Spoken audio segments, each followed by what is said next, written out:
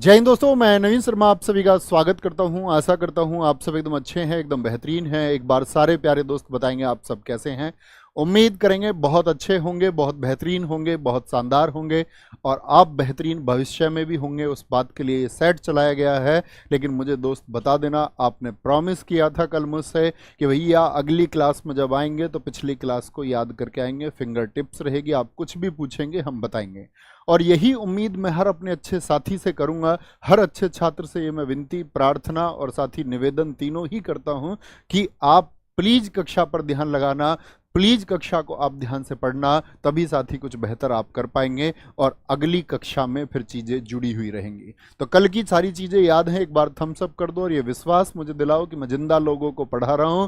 ऐसे लोग मेरे स्टूडेंट नहीं है जिनके अंदर जान नहीं है। तो एक बार थम्स अप कर देना कि भैया तैयार है, कुछ भी पूछेंगे हमेशा तैयार मिलेगा। तो साथ ही आज की क्लास को हम लोग शुरू करते हैं। आज की क्लास को शुरू करेंगे और आपके ये जो 5 प्रश्नों के उत्तर है यही बताएंगे कि आपने कल की क्लास को रिवाइज किया था या नहीं। जिसमें पहला क्वेश्चन है कि योग को अमूर्त सूची यानी कि इंटेंजिबल कल्चरल हेरिटेज में कब शामिल किया गया था। मैंने बताया था साथी आपको, तो क्या बोलेंगे 15 ICH के बारे में, जिसमें 15वीं गरबा थी गुजरात की, जिसको साथी हाल ही में 2023 में शामिल किया गया और योग को 2016 में शामिल किया गया। किराना घराना नाम याद है सारे। किराना घराना कल मैंने आपको बताया, किराना घराना मुजफ्फरनगर उत्तर प्रदेश से संबंधित है, संगीत का घराना है और साथ ही उस्ताद करीम खान इसके फाउंडर थे। करीम खान ने इसको स्थापित किया था। मुझे बताओ पोंगल जो उत्सव है वो किस राज्य में मनाया जाता है। तो पागल होने की बात कब थी साथी? तमिलनाडु में। कहां पर? तमिलनाडु में इसको मनाया जाता है। संविधान सभा की स्थापना कब हुई? तो संविधान सभा की स्थापना हुई थी साथी आपका 6 दिसंबर 1946 को। पहली बैठक हुई 9 दिसंबर 1946 को। उस दिन अस्थायी अध्यक्ष चुने गए। 11 दिसंबर को स्थायी अध्यक्ष डॉक्टर राजेंद्र प्रसाद और 13 दिसंबर को साथी उद्देश्य प्रस्ताव पेश हुआ था। ये आपको पता होना चाहिए। भारत के किस राज्य की सर्वाधिक तटरेखा है? सर्वाधिक तटरेखा नहीं बोलेंगे, सर्वाधिक लंबी तटरेखा है। सबसे लंबी तटरेखा किसकी है? तो क्या बोलेंगे भैया? गुजरात की है। कितने किलोमीटर है ये आप बताएं। कितने किलोमीटर कल आपको बताई? तो आप बोलेंगे भैया आपने बताया था 1214 किलोमीटर, 1214 किलोमीटर क्या है इसकी लंबाई है।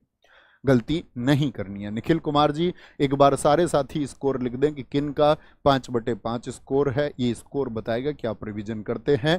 आज की कक्षा की तरफ चलते हैं। पहला क्वेश्चन है, भारत के जो अधिकांश शास्त्रीय नृत्य हैं उन रूपों की उत्पत्ति रिक्त स्थान से हुई है। साथ ही आप देखते होंगे हमारे यहाँ जगह जगह पर अलग अलग तरह के डांस होते हैं। कोई नागिन डांस कर लेता है डीजे पर, कोई अपने हिसाब से ही नाच लेता है। तो बहुत तरह के डांस है जिनको हम फोक डांस का नाम भी दे देते हैं। लेकिन कुछ डांस ऐसे हैं जिन पर निर्भर करेंगे उनके स्टेप्स, वो किस चरण में होंगे, शुरुआत कैसे होगी, अंत कैसे होगा, इनको हम बोलते हैं क्लासिकल डांस। मुझे बताओ क्लासिकल डांस देश में कितने हैं? फटाफट से बताएंगे। क्या बोलेंगे जी? यजुर्वेद, अर्थशास्त्र, अथर्ववेद या फिर नाट्यशास्त्र? तो सबके बारे में कहां पर लिखा हुआ है? नाट्यशास्त्र। क्या बोलेंगे? नाट्यशास्त्र, जिसके लेखक, जिसके ऑथर, जिसके राइटर हैं साथी कौन? भरत मुनि। क्या बोलेंगे? इसके राइटर कौन है भैया? भरत मुनि इसके राइटर हैं। कभी भी गलती नहीं करनी है। कौन बोलेंगे? भरत मुनि इसके राइटर हैं। ये बात आपको पता होना चाहिए। और इसी नाट्यशास्त्र में जो चैप्टर हैं साथी वो हैं आपके 36। क्या बोलेंगे? चैप्टर 36 है। इसी नाट्यशास्त्र में आपसे कभी बात करें तो 600 जो है साथी काव्य पंक्तियां हैं, यानी कि पोइट्री की कितनी लाइंस हैं इसमें? आपका 600 काव्य पंक्तियां, पोइट्री लाइंस इसमें मौजूद हैं। किसमें? नाट्यशास्त्र में। बाकी यजुर्वेद आप जानते ही हैं, यज्ञ से संबंधित है, इसको इतिहास के प्रश्नों में कराऊंगा। अर्थशास्त्र राजनीति से संबंधित है। और अथर्ववेद किससे संबंधित है? ये है आपका मैजिक से संबंधित, जादू टोना, पेस्टिसाइड्स। पेस्टिसाइड समझते हैं? जो आपका क्या बोलेंगे? पेस्टिसाइड्स क्या होते हैं बताएं? कीटनाशी जो होते हैं आपका। अर्थशास्त्र का संबंध किससे है? वो पॉलिटिक्स से है। किसने लिखा था अर्थशास्त्र को? आचार्य चाणक्य जी ने लिखा था। आचार्य चाणक्य जी। क्या बोलेंगे? आचार्य चाणक्य जी। कोई दिक्कत, कोई परेशानी? बोलेंगे भाई फटाफट से बोलेंगे। क्या बोलेंगे भैया? आपने 6000, शायद मैंने 600 बोल दिया। 6000 काव्य पंक्तियां इसमें साथी, 6000 पोइट्री लाइन्स है। शायद मैंने 600 बोल दिया था। शायद मैंने 600 बोल दिया, क्या बोलेंगे इसमें 6000 काव्य पंक्तियां हैं, 6000 बोलेंगे, शायद मैंने 600 लिखा इस वजह से आप बोल रहे हैं, यही बोल दिया था क्या मैंने। आगे आएंगे अगले प्रश्न पर। मणिपुरी शास्त्रीय नृत्य के जो मर्दाना पहलू है, मर्दाना पहलू समझ रहे हैं कौन सा, मैस्कुलिन एस्पेक्ट, मैस्कुलिन एस्पेक्ट बोले जो पुरुष पेश करें, जिसको कौन पुरुष पेश करें, वो क्या होगा। चोलोम है, परिंग है, माइबा है या रास है। क्या बोलेंगे भैया, क्या मणिपुरी एक शास्त्रीय नृत्य है। जी हाँ, शास्त्रीय नृत्य भैया 8 है, मणिपुरी है, ओडिसी है, भरतनाट्यम है, कथकली है, मोहिनी अट्टम है आपका साथी, उत्तर प्रदेश का कथक भी है आपका, आंध्र प्रदेश का कुचिपुड़ी भी है। इस तरह से कुल मिलाकर के ये हमारे 8 क्या होते हैं, क्लासिकल होते हैं। कल इनके बारे में आपको क्रम से बताऊं। तो जो मर्दाना पहलू है उसको बोलते हैं हम चोलोम। क्या बोलेंगे, पुरुष प्रयोग जो होगा साथी हमारा, जो आपका मेल परफॉर्म करेगा, चोलोम। और इसमें जो म्यूजिकल इंस्ट्रूमेंट होते हैं लिखेंगे, इसमें कौन से वाद्य यंत्र प्रयोग होते हैं। म्यूजिकल इंस्ट्रूमेंट्स जो होंगे साथी आपका, जो वाद्य यंत्र इसमें प्रयोग होते हैं, वो वाद्य यंत्रों के नाम है आपके पुंग, पुंग और आपका साथी करताल। जैसे ढोलक है आपके यहाँ, ढोलक तो सब जानते हैं, कई तो लड़के भी ढोलक बजाना जानते हैं, अच्छी बात है। पुंग और चोलोम आपका साथी इसी से नाम आता है आपका। क्या बोलेंगे, अन्य जो तीनों हैं साथी यानी परिंग, अन्य तीनों भी किसके भाग हैं, ये भी मणिपुरी के भाग हैं। अन्य तीनों भी मणिपुरी डांस के भाग हैं। ऐसे आपसे एग्जाम में क्वेश्चन पूछेगा, माइबा किस क्लासिकल डांस से है, रास का संबंध किस क्लासिकल डांस से, परिंग का संबंध किस क्लासिकल डांस से है, तो ये आपको हमेशा बताने हैं। अब सीपीओ 2023 में पिछली बार एक क्वेश्चन पूछा गया, क्वेश्चन था कि भैया ऐसा कौन सा नृत्य है जो हिंदू वैष्णव प्रसंगों पर आधारित है। हिंदू वैष्णव प्रसंग किसमें बताए गए हैं। क्या बोलेंगे, हिंदू वैष्णव प्रसंग, यानी कि अगर हम बात करें हिंदू वैष्णव जो साथी स्टोरीज हैं वो किस में बताई गई हैं, तो हम कहेंगे भैया वो बताई गई हैं हमारा किस में, मणिपुरी में। अच्छा, आपसे पूछे राधा कृष्ण का प्रेम जो है, love of Radha and Krishna, Radha और कृष्ण का प्रेम ये किस शास्त्रीय, क्या बोलेंगे, राधा और कृष्ण का प्रेम ये किस में है, ये भैया मणिपुरी में है। अगर साथ ही आपसे पूछे सबसे इंपॉर्टेंट क्वेश्चन, इसके कौन कौन से डांसर्स हैं, यानी मणिपुरी से कौन कौन से डांसर्स जुड़े हुए हैं, तो एक एक नाम पुराने छात्रों से चाहूंगा, कलाकार आप बताएंगे। तो सबसे बड़ा नाम आता है इसमें किसका, किसका, झावेरी सिस्टर्स का। कौन सी सिस्टर्स हैं, झावेरी सिस्टर। उनकी संख्या कितनी है बताएं, झावेरी बहनें कितनी है भैया, 4 हैं, दर्शना, नैना, रंजना, सुवर्णा। क्या बोलेंगे, एक बहन का नाम है दर्शना, दूसरी बहन का नाम नैना, तीसरी का नाम रंजना और चौथी का नाम है साथी आपका सुवर्णा।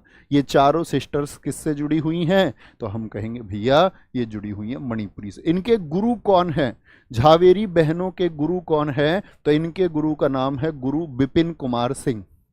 गुरु बिपिन कुमार सिंह किससे जुड़े हुए हैं, वो भी मणिपुरी से जुड़े हुए हैं।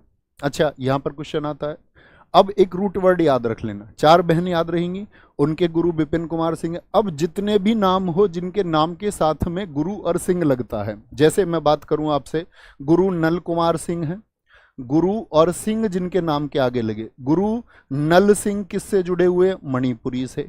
अच्छा, मैं आपसे पूछूं गुरु अमली सिंह किससे जुड़े हुए हैं, तो आपने एक बार याद कर लिया ना, गुरु और सिंह किससे हैं, मणिपुरी से हैं। तो हमेशा याद रख लें कौन कौन से, गुरु विपिन सिंह, गुरु नल कुमार सिंह और गुरु आपके कौन से साथी बोलेंगे, अमली सिंह।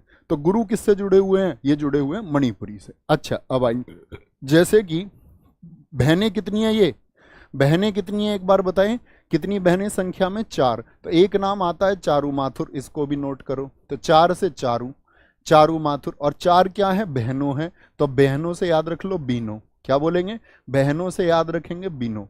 एल बिनो देवी किस नृत्य से संबंधित हैं, तो मणिपुरी से। तो कलाकारों के नाम साथी आपसे कभी भी पूछे गलती नहीं करनी है। 4 चारू माथुर, बहन बिनो देवी। फिर आता है मेहता नाम, मेहता मतलब निर्मला मेहता और सविता मेहता का संबंध किससे है, निर्मला मेहता और सविता मेहता का संबंध किससे है, तो Meitei root word is also for Manipuri. गलती नहीं करेंगे, कोई परेशानी तो नहीं।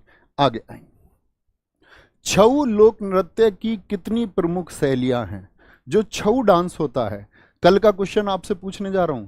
मैंने आपको बताया कि छऊ को यूनेस्को की अमूर्त सांस्कृतिक विरासत सूची में कब शामिल किया गया, बोलेंगे भैया।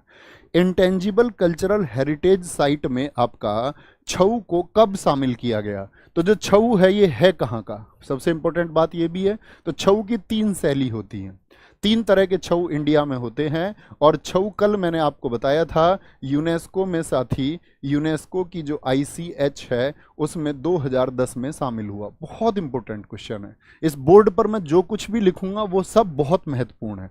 3 छऊ होते हैं। एक तो साथी होता है सरायकेला छऊ। कौन सा छऊ होता है? सरायकेला छऊ। एक होता है दोस्त आपका मयूरभंज छऊ। क्या बोलेंगे? मयूरभंज छऊ। और एक आपका तीसरा छऊ आप बताएंगे क्या होगा? तीसरा होता है भैया पुरुलिया छऊ। क्या बोलेंगे? पुरुलिया छऊ है तीसरा। ये 3 छऊ हैं, तीनों से क्वेश्चन पूछा जाएगा। कैसे? सरायकेला छऊ किस राज्य में आयोजित होता है? तो क्या बोलेंगे? सरायकेला लिख दिया मैंने, सरायकेला, सरायकेला। तो राय देने वाले लोग कितने होते हैं? राय देने वाले तो भैया 1000 लोग होते हैं। 1000 से झारखंड, झार 1000 लोग राय देने वाले। मयूरभंज, मयूर किसको बोलते? मोर को। मोर क्या करेगा भाई? उड़ जाएगा। उड़ीसा में बनता मयूरभंज छऊ। और पुरुलिया मतलब पूरा लिया, क्या ले लिया भैया? पूरा। ये है पश्चिम बंगाल। क्या बोलेंगे? पश्चिम बंगाल का। कोई बंगला खरीदेगा, अगर बंगाल को हम हमेशा बोलते हैं बंगला, अगर कोई बंगला खरीदेगा तो पूरा ही तो बंगला लेगा भाई, या अधूरा बंगला खरीदेगा कोई? भैया पूरा बंगला खरीदेगा। तो छऊ कितने होते हैं? 3 होते हैं। और छऊ को ही साथी हम क्या बोलते हैं? अर्ध शास्त्रीय नृत्य, यानी सेमी क्लासिकल डांस इसको कहा जाता है। कौन कहता है इसको सेमी क्लासिकल डांस? क्या बोलेंगे? इसको भैया सेमी क्लासिकल डांस कहा जाता है। और इसको सेमी क्लासिकल डांस कौन कहता है बताएंगे? तो हमारा कौन बोलता है इसको? संगीत नाटक अकादमी। अब यहां पर क्वेश्चन बनता है, संगीत नाटक अकादमी क्या कहती है? संगीत नाटक अकादमी क्या बोलेंगे? संगीत नाटक अकादमी बताओ किस वर्ष स्थापित हुई थी? संगीत नाटक अकादमी 1953 में स्थापित हुई। इसका जो हेडक्वार्टर है वो दिल्ली में है।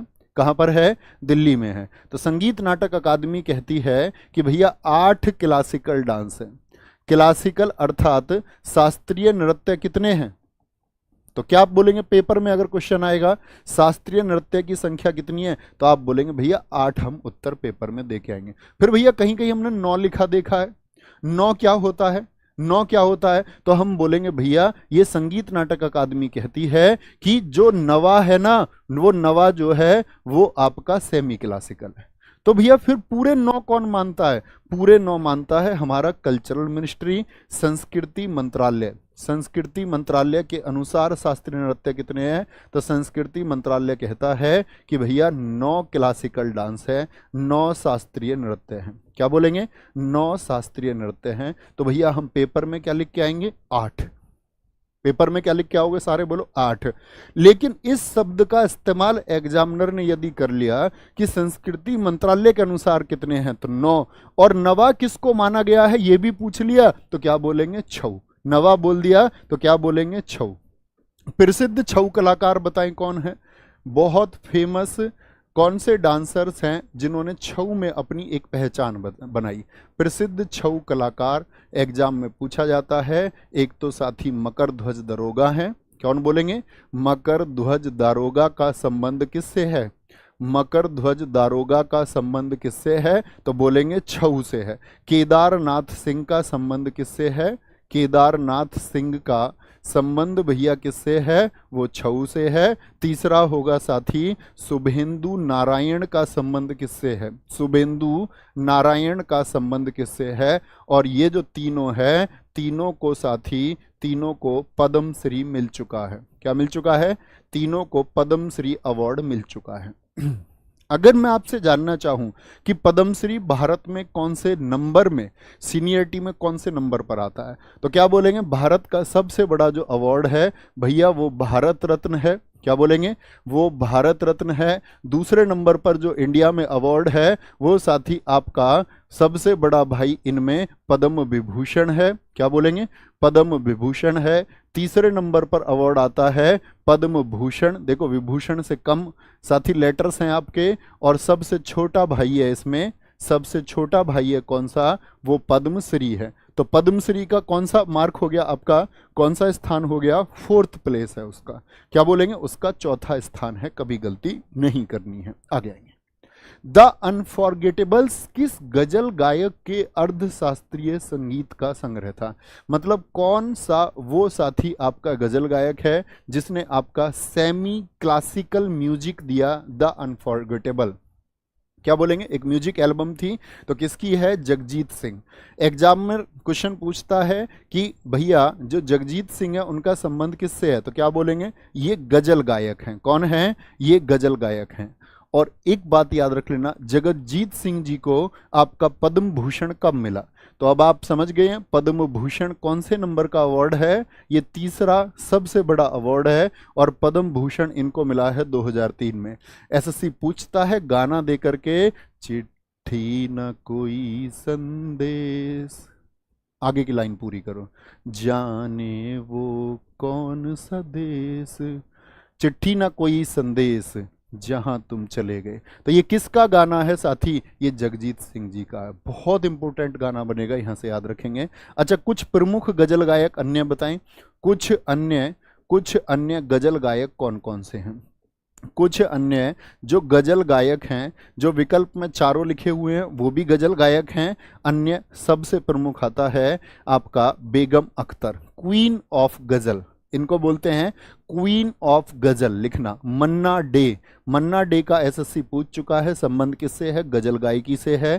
पंकज उदास जी, क्या बोलेंगे, उदास आदमी को भी खुश कर देते थे अपनी गजल से। क्या बोलेंगे, गजल गायकी के लिए प्रसिद्ध है मन्ना डे। अभी आप इतने नाम याद रखेंगे, पंकज उदास, बेगम अख्तर। बेगम अख्तर कौन है, क्वीन ऑफ गजल गायकी, ये बात याद रखेंगे, क्वीन ऑफ गजल इनको कहा जाता है। दीपिका रेड्डी का संबंध निम्नलिखित में से किस शास्त्रीय नृत्य शैली से है। दीपिका रेड्डी किसके लिए जानी जाती हैं, मणिपुरी के लिए, कुचिपुड़ी के लिए, कथक के लिए या सत्रिया के लिए। अभी मैं आपको शास्त्रीय नृत्य नहीं बता रहा हूं, कल क्रम से बताऊंगा, सारे निश्चित रहेंगे क्योंकि हम एक क्रम से सीख रहे हैं ताकि हम याद आसानी से कर पाए। तो दीपिका रेड्डी क्या बोलेंगे, कुचिपुड़ी। कुचिपुड़ी कहाँ का है साथी, किस स्टेट का है बताएंगे। क्या बोलेंगे, कच्ची पूड़ी कौन खाएगा भैया, आंध्र प्रदेश।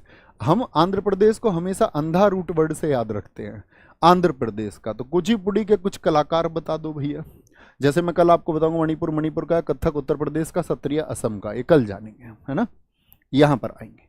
तो कुचिपुड़ी जो है साथी, इसके कुछ कलाकार बोलेंगे, कुछ डांसर्स बोलें कौन कौन है।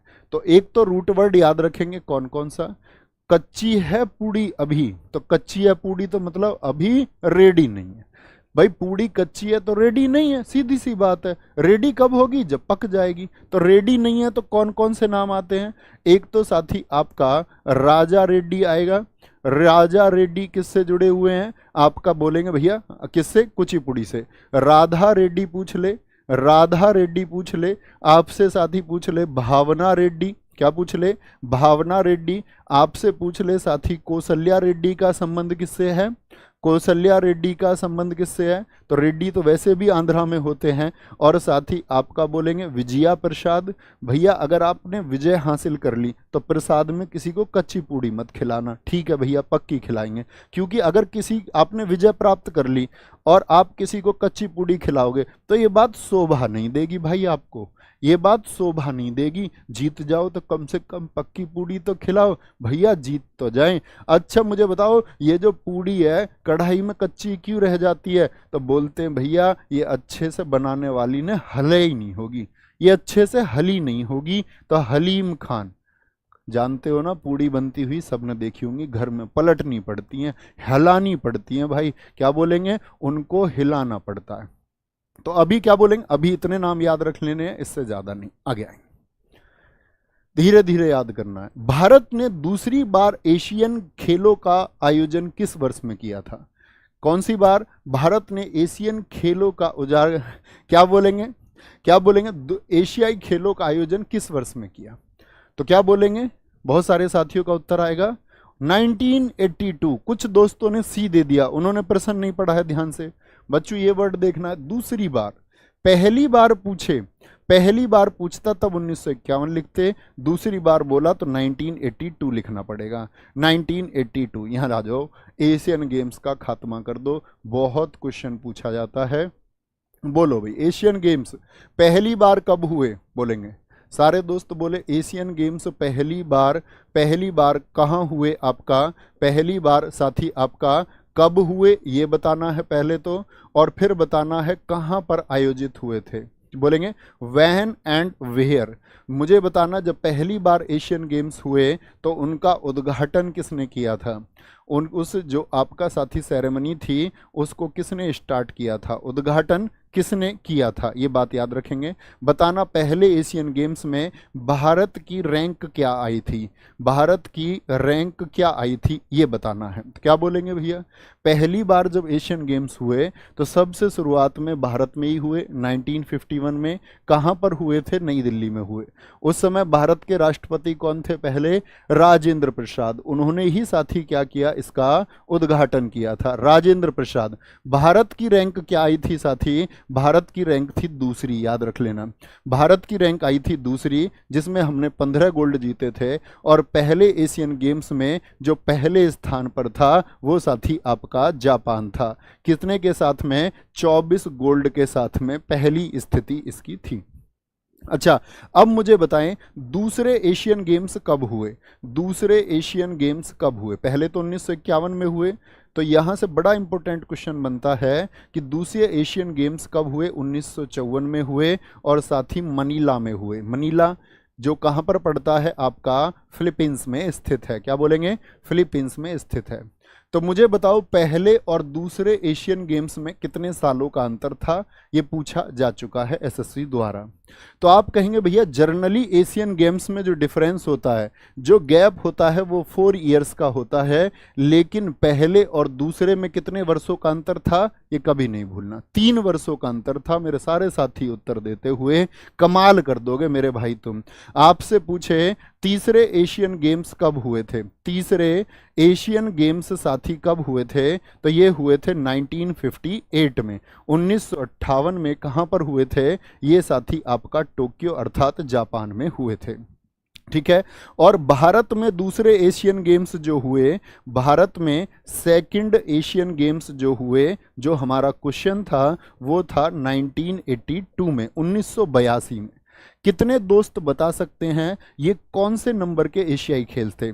तो एसएससी सीजीएल 2022 में पूछा गया प्रीलिम्स में कि 1982 में आयोजित एशियन गेम्स कौन से क्रम के एशियन गेम्स थे? बताएंगे जी। तो क्या बोलेंगे? जो 1982 में हुए ये 9th एशियन गेम्स थे, 9वें एशियन गेम्स थे, जिनका साथी मैस्कॉट यानी कि शुभंकर जो था, जिनका मैस्कॉट यानी कि शुभंकर जो था आपका, वो अप्पू हाथी था। कौन था? अप्पू हाथी भैया इनका शुभंकर था। क्या आप मुझे बता सकते हैं 1982 के एशियन गेम्स में भारत की स्थिति क्या थी? यहां पर जो भारत की रैंक आई वो याद रखेंगे, भारत की रैंक आई भैया, भारत की रैंक आई थी यहां पर 5वीं। क्या बोलेंगे? भारत की रैंक आई थी 5वीं, ये बात याद रखेंगे। भारत की रैंक कितनी आई थी? 5वीं रैंक आई थी। अभी साथी 2023 में कौन से एशियन गेम्स हुए थे? बताएंगे। हाल ही में करंट अफेयर्स पर आ जाते हैं। 2023 में जो एशियन गेम्स हुए आपका, ये साथी बताएंगे कौन से क्रम के एशियन गेम्स थे। तो क्या कहेंगे आप? कौन से क्रम के थे ये आपको बताना, ये आपका क्वेश्चन हो गया। मैं बोलूंगा इसमें जो पहला स्थान आया वो किसका आया? पहला स्थान आया साथी आपका किसका? चीन का आया। भारत की रैंक कितनी रही? बताएंगे। भारत की रैंक, ये मेरा फिर से प्रश्न है, भारत की रैंक क्या आई थी इस बार के एशियन गेम्स में? बोलेंगे भाई फटाफट से, भारत की रैंक क्या थी? बहुत गजब कई साथियों ने उत्तर दिया। कुछ बता रहे हैं 5 5 5। अरे 5वें कैसे हो जाएंगे जब 1982 में ही 9वें हुए भाई? 1982 में ही नवे हुए। तो भारत की रैंक बताएं। बहुत खूबसूरत उत्तर आते हुए भारत की रैंक आई है साथी इसमें चौथी। और भारत के जो साथी मेडल्स हैं, कितने मेडल्स जीते भारत ने? मेडल्स जीते हमने यहाँ पर 107, यानी पहली बार हम 100 पार हुए, जिसमें हमारे 28 गोल्ड थे, 38 सिल्वर थे और साथ ही 41 क्या थे? हमारे ब्रॉन्ज थे। क्या थे? 41 हमारे ब्रॉन्ज थे। 28 और फिर 10 38 और 3 41, इस तरह मिलाकर के कुल रैंक हमारी बनती है 4th। मुझे बताओ यहाँ पर जो साथी ध्वज शुरू हुआ हमारा, फ्लैग जब स्टार्टिंग हुई तो ध्वज जो लेके चला है, क्या बोलेंगे? ध्वज शुरुआत में किसके हाथ में था? शुरुआती जो ध्वज वाहक रहे वो कौन कौन रहे? तो इसमें आपका पहला नाम तो आता है हरमनप्रीत सिंह का, जो हॉकी की खिलाड़ी हैं। तो हरमनप्रीत का संबंध किससे है? हॉकी से है। हरमनप्रीत सिंह हॉकी। और इनके साथ में कौन थे दोस्त? दूसरे थे हरमनप्रीत सिंह के साथ में आपका लवलीना बोरगोहेन थी। कौन थी? लवलीना बोरगोहेन। ये किससे संबंध है? इनका कौन सा गेम है भैया? इनका बॉक्सिंग है। जब साथी आपका समापन हो गया गेम्स का, तो ध्वज समापन पर लेकर कौन चला? जो आपका एंडिंग में सेरेमनी हुई तो कौन लेकर के चला आपका? तो क्या बोलेंगे? PR श्रीजेश। PR श्रीजेश का संबंध किस गेम से है? तो ये भी हॉकी से है। PR श्रीजेश का संबंध किससे है साथी? आपका हॉकी से है। ये करंट का अपडेट रहा, इसको भूलना नहीं है। ठीक है, आगे चलते हैं। नेक्स्ट है, फुटबॉल विश्व कप का प्रारंभ किस वर्ष में हुआ था? फुटबॉल विश्व कप पहली बार कब हुआ? 1934 में, 1928, 1932 या फिर 1930 में हुआ? तो फुटबॉल विश्व कप पहली बार हुआ 1930 में साथी। और इसका जो आयोजन हुआ था, जो इसको होस्ट किया था, वो किया था इसको उरुग्वे कंट्री ने। उरुग्वे की राजधानी जरा बताओ मुझे? मॉन्टेवीडियो है। क्या है? मॉन्टेवीडियो है। इसमें जो साथी विजेता रहा वो उरुग्वे ही रहा। क्या बोलेंगे? उरुग्वे ही रहा। और उपविजेता कौन था पहले विश्व कप में? विजेता को हमेशा याद रख लेना, उपविजेता बेशक भूल जाना। क्या बोलेंगे? अर्जेंटीना। आपसे पूछे 1934 में क्या हुआ था? ये सेकंड वर्ल्ड कप हुआ था। सेकंड वर्ल्ड कप कहाँ हुआ था आपका? 1934 में। और ये हुआ था इटली में। और जीता भी किसने? इटली ने ही जीता था। जीता भी किसने? पहला उरुग्वे ने जीता, दूसरा इटली। 1934 इटली ने जीता। मुझे बताओ फुटबॉल का जो वर्ल्ड कप होता है, इसको कौन सी संस्था कराती है? कौन है जो शीर्ष संस्था है फुटबॉल के लिए? तो साथी फिर आता है फीफा का नाम। क्या बोलेंगे? फीफा, जिसकी साथी स्थापना कब हुई ये आपको पता होना चाहिए। तो फीफा की स्थापना हुई भैया 1904 में। कहाँ पर हुई थी स्थापना? वो पेरिस फ्रांस में हुई। लेकिन आपसे क्वेश्चन पूछे कि फीफा का हेडक्वार्टर कहाँ पर है? फीफा का हेडक्वार्टर कहाँ पर है? तो आप बोलेंगे ज्यूरिख भैया, स्विट्जरलैंड में है। कहाँ पर? ज्यूरिख, स्विट्जरलैंड में। स्विट्जरलैंड में इसका हेडक्वार्टर है। आपसे पूछेगा फीफा ने जो आधिकारिक रूप से ओलंपिक में कब शामिल हुआ? फीफा बोलेंगे आधिकारिक रूप से ओलंपिक में शामिल। तो क्या वर्ष आएगा? 1908 आएगा। 1908 में शामिल हुआ, 1908 में। मुझे बताओ सबसे ज्यादा बार फुटबॉल विश्व कप किसने जीता है? कौन सा देश है जिसने सबसे ज्यादा बार फुटबॉल वर्ल्ड कप को जीता है? FWC मतलब फुटबॉल वर्ल्ड कप को जीता है। कौन सा देश है? तो आप कहेंगे भैया वो ब्राजील है। कितनी बार भैया जीता है? 5 बार ब्राजील ने जीता है। कितनी बार? 5 बार जीता है। अच्छा, 2022 का जो फुटबॉल वर्ल्ड कप हुआ ये किसने जीता था? 2022 F for football, W for world और C फॉर कप। 2022 का फुटबॉल वर्ल्ड कप किसने जीता? अर्जेंटीना ने जीता। किसने? अर्जेंटीना ने जीता। कहाँ पर इसका आयोजन हुआ था साथी? आयोजन इसका हुआ था आपका कहाँ पर? कतर में। कहाँ पर आयोजन इसका हुआ था? कतर, दोहा, आपको पता होना चाहिए। मेरा आपसे क्वेश्चन है, मुझे बताना 2026 का फुटबॉल वर्ल्ड कप कहाँ पर आयोजन होगा?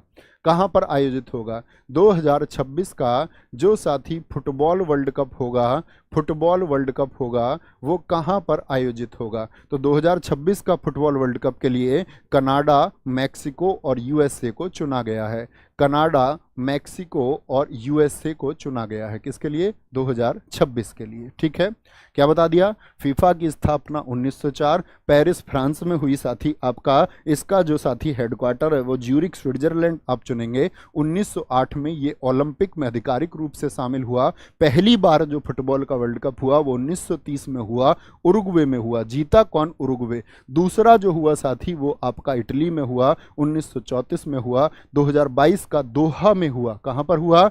दोहा में हुआ आपका, कतर में। कौन जीता भैया? इसको अर्जेंटीना जीता था। हराया किसको था अर्जेंटीना ने? ये अगर आप नहीं जानते तो पता होना चाहिए कि फ्रांस को हराया था। किसको? फ्रांस को हराया था। किसको हराया था? अर्जेंटीना ने फ्रांस को हराया था।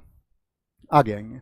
प्रथम राष्ट्रमंडल खेलों का आयोजन, जो पहले कॉमनवेल्थ गेम्स थे, कॉमनवेल्थ मतलब वो सभी देश जो ब्रिटेन का उपनिवेश रहे, जिन पर कभी ना कभी ब्रिटेन ने प्रत्यक्ष या परोक्ष, अगर हम बोले डायरेक्ट या इनडायरेक्ट रूल किया था ब्रिटेन ने, तो उन सब का मिलाकर के राष्ट्रमंडल खेल खेले जाते हैं। तो पहली बार कब हुए? 1926, 1930, 1920 या 1922?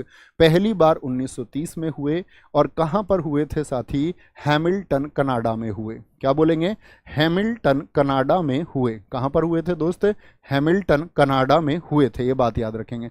1934 में साथी सेकंड हुए। और दूसरे जो कॉमनवेल्थ गेम्स थे, दूसरे कॉमनवेल्थ गेम्स जो थे, अगर आपसे कभी पूछे तो आप बोलेंगे सेकंड कॉमनवेल्थ गेम्स भैया लंदन में हुए। क्या बोलेंगे? लंदन में हुए थे। ठीक है, सबसे ज्यादा आयोजन जो इसका हुआ है, सबसे ज्यादा आयोजन यानी कि सबसे ज्यादा बार कॉमनवेल्थ गेम्स किस कंट्री में खेले गए हैं? तो ऑस्ट्रेलिया में 5 बार हुआ है। क्या बोलेंगे? ऑस्ट्रेलिया में भैया 5 बार ये गेम्स हुए हैं। क्या बोलेंगे? ऑस्ट्रेलिया में। और इसको ही 100 वर्ष की खुशी पर 2030 में भी कहां पर गेम होंगे? 2030 में भी 100 वर्षों को सेलिब्रेट किया जाएगा। 2030 में हैमिल्टन में ही होंगे। कहां होंगे? 2030 में 100 साल हो जाएंगे तो भी हैमिल्टन में ही होंगे। अच्छा मुझे बताओ साथी, आज तक भारत में हुए हैं कॉमनवेल्थ गेम्स या नहीं हुए हैं? भारत में कॉमनवेल्थ गेम्स कब हुए थे बोलेंगे? भारत में अगर मैं राष्ट्रमंडल खेलों की बात करूं, कॉमनवेल्थ गेम्स की बात करूं, तो क्या बोलेंगे भैया? भारत में कब हुए? तो आप बोलेंगे कॉमनवेल्थ गेम्स भारत में 2010 में हुए। सिर्फ एक बार हुए हैं, नई दिल्ली में हुए थे। कहाँ हुए थे? नई दिल्ली में हुए थे। इतनी बात जाननी है। अच्छा अभी अगर मैं बात करूं 2022 में जो हुए थे, वो साथी आपका 22वें कॉमनवेल्थ गेम्स थे। क्या बोलते हैं इनको? CWGF। 22वें, आप समझ गए होंगे। 22वें जो कॉमनवेल्थ गेम्स थे, इनमें मुझे बताएं आप कि भारत की रैंक क्या थी? भारत की स्थिति क्या थी बताएंगे? भारत की रैंक क्या रही थी पिछले वाले कॉमनवेल्थ गेम्स में? तो भारत की रैंक रही थी 4th, यानी हमारे को लाए थे 61 मेडल्स। 61 मेडल हमने जीते, जिसमें साथी हमारा क्या था? 22 गोल्ड थे, 16 सिल्वर थे और 23 ब्रॉन्ज थे। क्या थे? 23 ब्रॉन्ज थे। इस तरह से हमने मेडल जीते थे। 22, 10, 32, 6, 38, 10, 48, 10, 58 और 3, 61। ठीक है, कितने? 61 मेडल हमने जीते। 22 साथी गोल्ड रहे हमारे, 16 सिल्वर रहे और 23 ब्रॉन्ज रहे। भारत की रैंक रही 4th। बहुत सारे साथी मेरे लिख रहे हैं बहुत गजब तरीके से, 4th। नई ऊर्जा, नई पहचान। नरेंद्र मोदी ए पॉलिटिकल बायोग्राफी किसके द्वारा लिखी गई है? पूनम सूरी, एंडी मारिनो, दमन सिंह या फिर राघव बहल के द्वारा? या फिर राघव बहल के द्वारा? क्या बोलेंगे? Poonam Suri, Andy Marino? तो आप कहेंगे भैया एंडी मैरिनो के द्वारा, जो एक ब्रिटिश लेखिका हैं। कैसी हैं? जो साथी आपका एक ब्रिटिश लेखिका हैं। क्या बोलेंगे? एक ब्रिटिश लेखिका हैं, इन्होंने लिखी है आपका नरेंद्र मोदी के लिए। दमन सिंह की प्रसिद्ध पुस्तक है 9/9। 9/9 के लेखक कौन है? दमन सिंह हैं। ठीक है, और राघव बहल की पुस्तक है इंडिया 2020 के लिए, सॉरी इंडिया 2050 के लिए। क्या बोलेंगे? इंडिया 2050 के लिए एक विजन पेश किया गया, सुपर सेंचुरी। ठीक है, भारत की आज़ादी के लगभग 100 सालों के बाद में भारत की स्थिति को लेकर के राघव बहल। मुझे बताओ नरेंद्र मोदी जी की पुस्तक कौन कौन सी हैं, नरेंद्र मोदी की कौन कौन सी पुस्तक हैं जो चर्चित हैं? नरेंद्र मोदी बताएंगे पुस्तकें कौन कौन सी चर्चित हैं। तो एग्जाम में पूछी जाती है, एक तो साथी एग्जाम वॉरियर्स, क्या बोलेंगे? एग्जाम वॉरियर्स आपका, एक साथी आपका साक्षी भाव, क्या बोलेंगे? साक्षी भाव पुस्तक किसकी है? एक दोस्त आपका ज्योति पुंज पुस्तक किसकी है? ज्योति पुंज पुस्तक किसकी है? एक साथी आपका लेटर्स टू मदर, क्या बोलेंगे? लेटर्स टू मदर का, लेटर्स टू मदर पुस्तक का संबंध किससे है? एक साथी आपका अबोर्ड ऑफ लव, क्या बोलेंगे? अबोर्ड ऑफ लव किसकी है आपका? और साथ ही आपका सोशल हार्मोनी, क्या बोलेंगे? सोशल हार्मोनी बुक किसकी है? ये मोदी जी की पुस्तकें हैं। सोशल हार्मोनी पूछे, इसमें बहुत पूछी जाती है, इंपॉर्टेंट, और एग्जाम वॉरियर्स बहुत इंपॉर्टेंट बुक्स है, आपको हमेशा पता होनी चाहिए।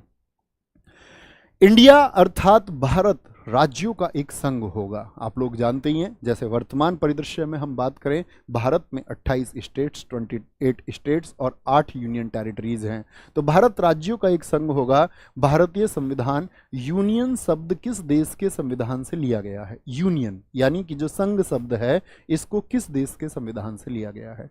आज हम सोर्स पढ़ने वाले हैं सारे कि संविधान में जो भी हमने चीजें ली, जो नाम लिए, जो प्रक्रियाएं हमने ली, आज उनका खात्मा हम कर देंगे। तो बोलेंगे ऑस्ट्रेलिया, स्विट्जरलैंड, आपका कनाडा या संयुक्त राज्य अमेरिका। हमारा आंसर आएगा साथी आपका कनाडा, क्या बोलेंगे? कनाडा। और कनाडा से हमने क्या लिया? संघात्मक व्यवस्था, फेडरल सिस्टम, क्या बोलेंगे? संघात्मक व्यवस्था यानी कि फेडरल सिस्टम को हमने कहां से लिया? फेडरल सिस्टम को। और साथ ही अवशिष्ट जो शक्तियां हैं यानी रेजिडुअरी पावर्स जो हमने ली, सॉरी, अवशिष्ट शक्तियां, रेजिडुअरी पावर्स हमने कहां से ली हैं? क्या बोलेंगे भैया? एक तो हमने क्या बोला मैंने आपसे कि फेडरल सिस्टम को कहां से लिया है हमने? तो आपका कनाडा से। और रेजिडुअरी पावर्स को हमने कहां से लिया है? रेजिडुअरी पावर्स को हमने साथी कहां से लिया है? ये हमने लिया है आपका कनाडा से। ठीक है, संयुक्त राज्य अमेरिका की बात करेंगे साथी। मुझे बताएं अमेरिका के संविधान से हमने क्या क्या लिया है? क्या बोलेंगे? यूएसए के क्या क्या सोर्स हैं? यूएसए से हमने कौन कौन से सोर्स लिए हैं? यूएसए से हमने लिया है साथी आपका एक तो न्यायिक पुनर्वलोकन को, न्यायिक पुनर्वलोकन को, क्या बोलेंगे? जुडिशियल रिव्यू, न्यायिक पुनर्विलोकन। एक बार थम्स अप करना, अंग्रेजी वाले बच्चे लिख लेते हैं ना भाई, जैसे न्यायिक पुनर्विलोकन, ये तुम्हारे लिए नई चीज हो सकती है, तो ऐसे कठिन शब्दों को मैं हमेशा आपके लिए लिखूंगा। ठीक है, जुडिशियल रिव्यू। लेकिन जैसे कोई नाम आएगा तो रमेश को तो लिख लोगे ना अंग्रेजी में, रमेश, कोई दिक्कत तो नहीं है ना? क्या बोलेंगे? न्यायिक पुनर्विलोकन को हमने लिया है यहाँ से। मौलिक अधिकार, अपने अधिकारों की बात दुनिया में कौन सबसे ज्यादा करता है भैया? वो अमेरिका करता है। फंडामेंटल राइट, क्या बोलेंगे भैया? करते तो सभी हैं। फंडामेंटल राइट्स को हमने साथी कहां से लिया है? अमेरिका से लिया है। उपराष्ट्रपति के पद को हमने कहां से लिया है? वाइस प्रेसिडेंट को, क्या बोलेंगे भैया? वाइस प्रेसिडेंट को हमने कहां से लिया है? तो आप बोलेंगे अमेरिका से लिया है। एक राष्ट्रपति पर महाभियोग, इम्पीचमेंट ऑन प्रेसिडेंट, राष्ट्रपति को भी हटाया जा सकता है, ये हमने कहां से लिया है? ये हमने अमेरिका से लिया है। क्या बोलेंगे भैया? इम्पीचमेंट ऑन प्रेसिडेंट, क्या बोलेंगे? इम्पीचमेंट ऑन प्रेसिडेंट, ये हमने साथी कहां से लिया है? ये हमने अमेरिका से लिया है, इम्पीचमेंट ऑन। और एक हमने लिया है यहां से स्वतंत्र न्यायपालिका को, किसको? स्वतंत्र न्यायपालिका को। स्वतंत्र न्यायपालिका समझते हैं, क्या बोलेंगे भैया? इसको बोलेंगे जुडिशियल, आपका जुडिशियल इंडिपेंडेंस को हमने कहां से लिया है? जुडिशियल इंडिपेंडेंस को हमने कहां से लिया है? तो ये अमेरिका से।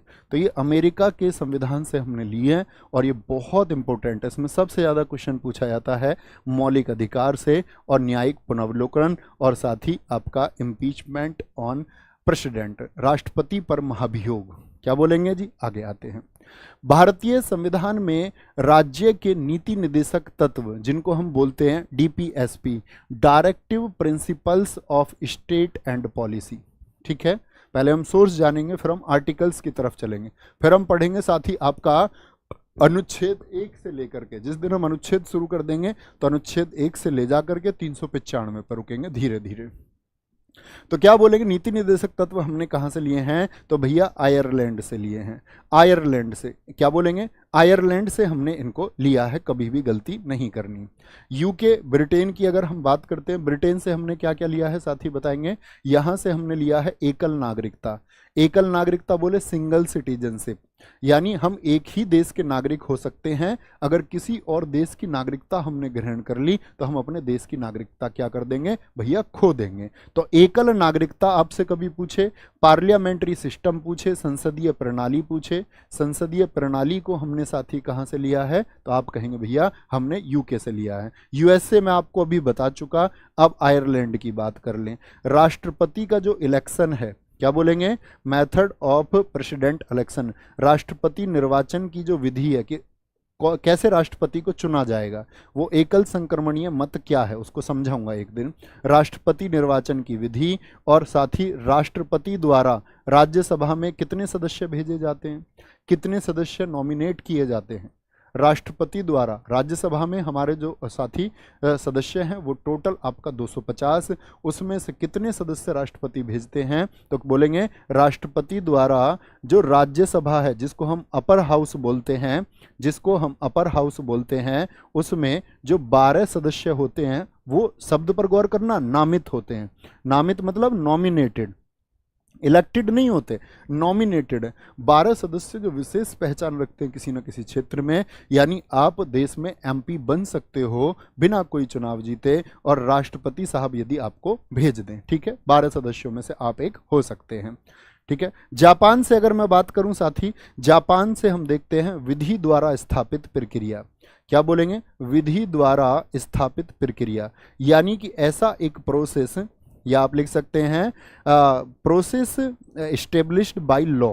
क्या बोलेंगे, प्रोसेस एस्टेब्लिश्ड बाय लॉ। जैसे हमारे देश में कानून होते हैं, जैसे सीआरपीसी है, पुलिस का कानून है, क्या बोलेंगे, क्रिमिनल प्रोसीजर कोड है, वो किससे लिया है, हमने जापान से लिया है। आगे आएंगे, निम्नलिखित में से कौन सा एक युग्म है वो सही सुमेलित नहीं है, यानी एक जोड़ा सही नहीं है। कुछ साथी को मैं देख पा रहा हूँ कमेंट सेक्शन में, कमेंट बहुत तेज है, नाम साथी नहीं पढ़ पाऊंगा 40 दिन किसी का, किसी पर नजर चली जाए तो बात अलग है, बाकी आप उत्तर के अलावा कोई और बात मत करना। ये मेरी आपसे हाथ जोड़ के रिक्वेस्ट है कि आपका भविष्य आपके हाथ में है। आप या तो अतिरिक्त बातें कर लें, या तो आप अपना नाम बुलवाने के चक्कर में रहें, या सिर्फ फोकस करें क्लास पर। एक प्रॉमिस ये भी आपसे चाहूंगा कि भैया 40 दिन में क्लास के अलावा कुछ और अतिरिक्त बातों में आंसर के अलावा ध्यान नहीं लगाऊंगा। थम्स अप कर दे भैया, मेरा ध्यान कभी भी नाम बुलवाने पर नहीं रहेगा, और ना मैं साथी बोलने वाला हूं, यानी आप अपनी ऊर्जा बेवजह ही खर्च करेंगे। तो राइट्स मैंने बताए, मौलिक अधिकार क्या बोलेंगे भैया, ये यूएसए से, ठीक है। अभी मैंने बताया डीपीएसपी हमने कहां से लिए, आयरलैंड से लिए। मुझे बताओ आयरलैंड के किस अनुच्छेद से, डीपीएसपी को हमने आयरलैंड के किस अनुच्छेद से लिया है, यानी कि उनका भी तो एक संविधान होगा, जब वहां से लिए तो वहां भी तो लिखे गए होंगे, और जब वहां पर लिखे गए होंगे साथी तो वहां के किस आर्टिकल में लिखे हुए हैं, तो उनका अनुच्छेद है 45। क्या बोलेंगे, आर्टिकल 45 से हमने लिया, उनके आर्टिकल 45 में लिखे हुए हैं। हमारे यहाँ किस आर्टिकल में है डीपीएसपी, हमारे यहाँ आर्टिकल 36 से 51 के बीच में है, ये बताएंगे हम आपको आगे चल के। अवशिष्ट शक्तियां, जो रेजिडरी पावर्स हैं साथी, ये मैंने कहां से बताया था आपको भैया, ये रेजिडरी पावर्स हमने कनाडा से लिए हैं। कहां से लिए हैं, कनाडा से ली हैं, ठीक है। आपातकालीन इमरजेंसी में क्या होगा, इमरजेंसी, देश में जो इमरजेंसी लगती है, आर्टिकल 352, 356, 352, 356 और 360, इनकी हम बात करेंगे, क्या उनमें होगा आगे चल के। आपातकालीन शक्ति हमने जर्मनी से ली है, और जर्मनी का संविधान, उसका क्या नाम है साथी, जर्मनी के संविधान का नाम है वीमर, जिसको हम कई बार वाइमर भी लिखते हैं, ठीक है। कई पुस्तकों में इसका नाम आपको वाइमर लिखा मिलेगा। तो जर्मनी के संविधान का क्या नाम है, वीमर है। भारत के संविधान में समवर्ती सूची जो है, कॉन्करेंट लिस्ट, क्या होती है, देखो कुछ ऐसे विषय होते हैं जिन पर सेंट्रल गवर्नमेंट कानून बनाती है, जिनको हम बोलते हैं आपका संघ सूची, ठीक है, सेंट्रल लिस्ट। एक होती है जिन पर कानून राज्य बनाता है, उसको स्टेट लिस्ट बोलते हैं। लेकिन कुछ कानून ऐसे हैं, जैसे शिक्षा संबंधी कानून हो गए, उन पर आपका साथी अगर बात करें, केंद्र सरकार और राज्य सरकार दोनों कानून बना सकती हैं। यानी जिस पर सेंट्रल गवर्नमेंट और स्टेट गवर्नमेंट दोनों कानून बना पाए, ऐसे विषय हैं आपके समवर्ती सूची में। तो ये समवर्ती सूची को हमने कहां से लिया? ग्रेट ब्रिटेन से। ब्रिटेन में आपको बता चुका, सिंगल सिटीजनशिप और आपका पार्लियामेंट्री सिस्टम। अगर पीएम का पद भी पूछूं तो वो भी संसद में आता, तो ग्रेट ब्रिटेन। यूएसए से हमने कहीं इसका जिक्र किया, कनाडा में आपको बता चुका, तो क्या बोलेंगे भैया? ऑस्ट्रेलिया के संविधान से हमने इसको लिया है। किसके संविधान से? ऑस्ट्रेलिया। क्या और कुछ हमने लिया है ऑस्ट्रेलिया से? एक बार बताएं, क्या बोलेंगे भैया? जो हमारा प्रस्तावना है उसकी भाषा को, संविधान की जो प्रियम्बल है, आगे चल के आपको पढ़ाऊंगा शायद एक दो दिन बाद ही, पूरी प्रियम्बल शायद कल ही, प्रस्तावना की भाषा यानी कि जो प्रियम्बल की लैंग्वेज है साथी, उसको हमने कहाँ से लिया है? वो ऑस्ट्रेलिया के संविधान से लिया है।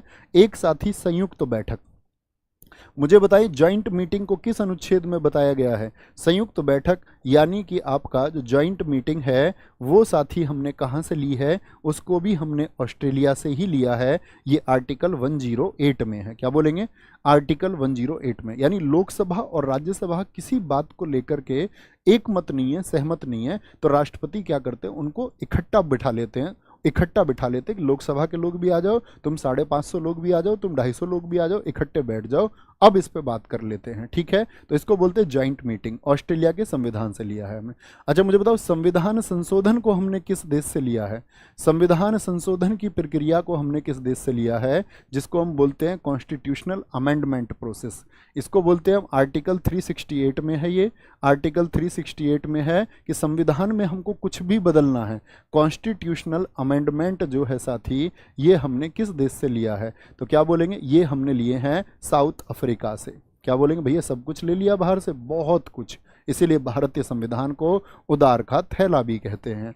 भारत के संविधान को उधार का थैला भी कहते हैं। ठीक है, भारतीय संविधान में मौलिक कर्तव्य, फंडामेंटल ड्यूटीज, आप इस देश के नागरिक हैं, कुछ कर्तव्य आपके भी होंगे, पर्यावरण को लेकर के, लोगों की सोच को लेकर के, अपने बच्चों को पढ़ाने को लेकर के, यहाँ की जो प्रकृति, पर्यावरण आदि की सुरक्षा के लिए, हमारे देश के जो प्रतीक हैं, चाहे वो हमारा राष्ट्र ध्वज है, चाहे हमारे स्वतंत्रता सेनानी हैं, उनके लेकर के भी आपके कुछ कर्तव्य होंगे। तो किसी देश के नागरिक के क्या कर्तव्य होंगे? बेशक से वो उसको निभाए या ना निभाए, वो उसकी बात अलग है, लेकिन कहते हैं कि एक देश के कर्तव्य को, इनका देश के नागरिक को, इसका जो सिटीजन ऑफ एनी कंट्री, बोलेंगे किसी भी देश का जो नागरिक है, उसको उसके देश के जो मौलिक कर्तव्य उनको पालन करना चाहिए।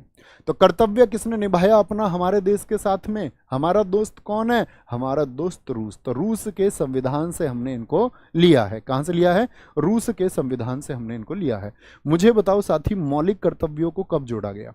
जो फंडामेंटल ड्यूटीज हैं, अभी एक तो नाम लिया था मैंने, मौलिक अधिकार, वो फंडामेंटल राइट है, ये मौलिक कर्तव्य हैं। ये साथी कब जोड़े गए आपका? तो क्या बोलेंगे भैया? जो 42वां कॉन्स्टिट्यूशनल अमेंडमेंट हुआ, सीए फॉर कॉन्स्टिट्यूशनल अमेंडमेंट, यानी कि संविधान में एक संशोधन हुआ, और 42वें संविधान संशोधन का मतलब होता है संविधान में से कुछ हटा देना या कभी कुछ जोड़ देना। यही क्या है? यही संशोधन है। तो 42वें कॉन्स्टिट्यूशनल अमेंडमेंट 1976 के द्वारा मौलिक कर्तव्यों को जोड़ा गया।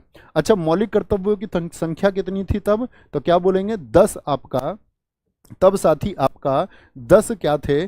10 फंडामेंटल ड्यूटीज जोड़ी गई थी। क्या बोलेंगे? 10 फंडामेंटल ड्यूटीज तब जोड़ी गई थी। लेकिन अभी वर्तमान में फंडामेंटल ड्यूटीज कितनी है हमारी? तो मुझे बताओ, 11वां जो साथी आपका फंडामेंटल ड्यूटी जोड़ा गया, तो वो कब जोड़ा गया? तो वो 86th कॉन्स्टिट्यूशनल अमेंडमेंट हुआ आपका कब? 2002 में। क्या बोलेंगे?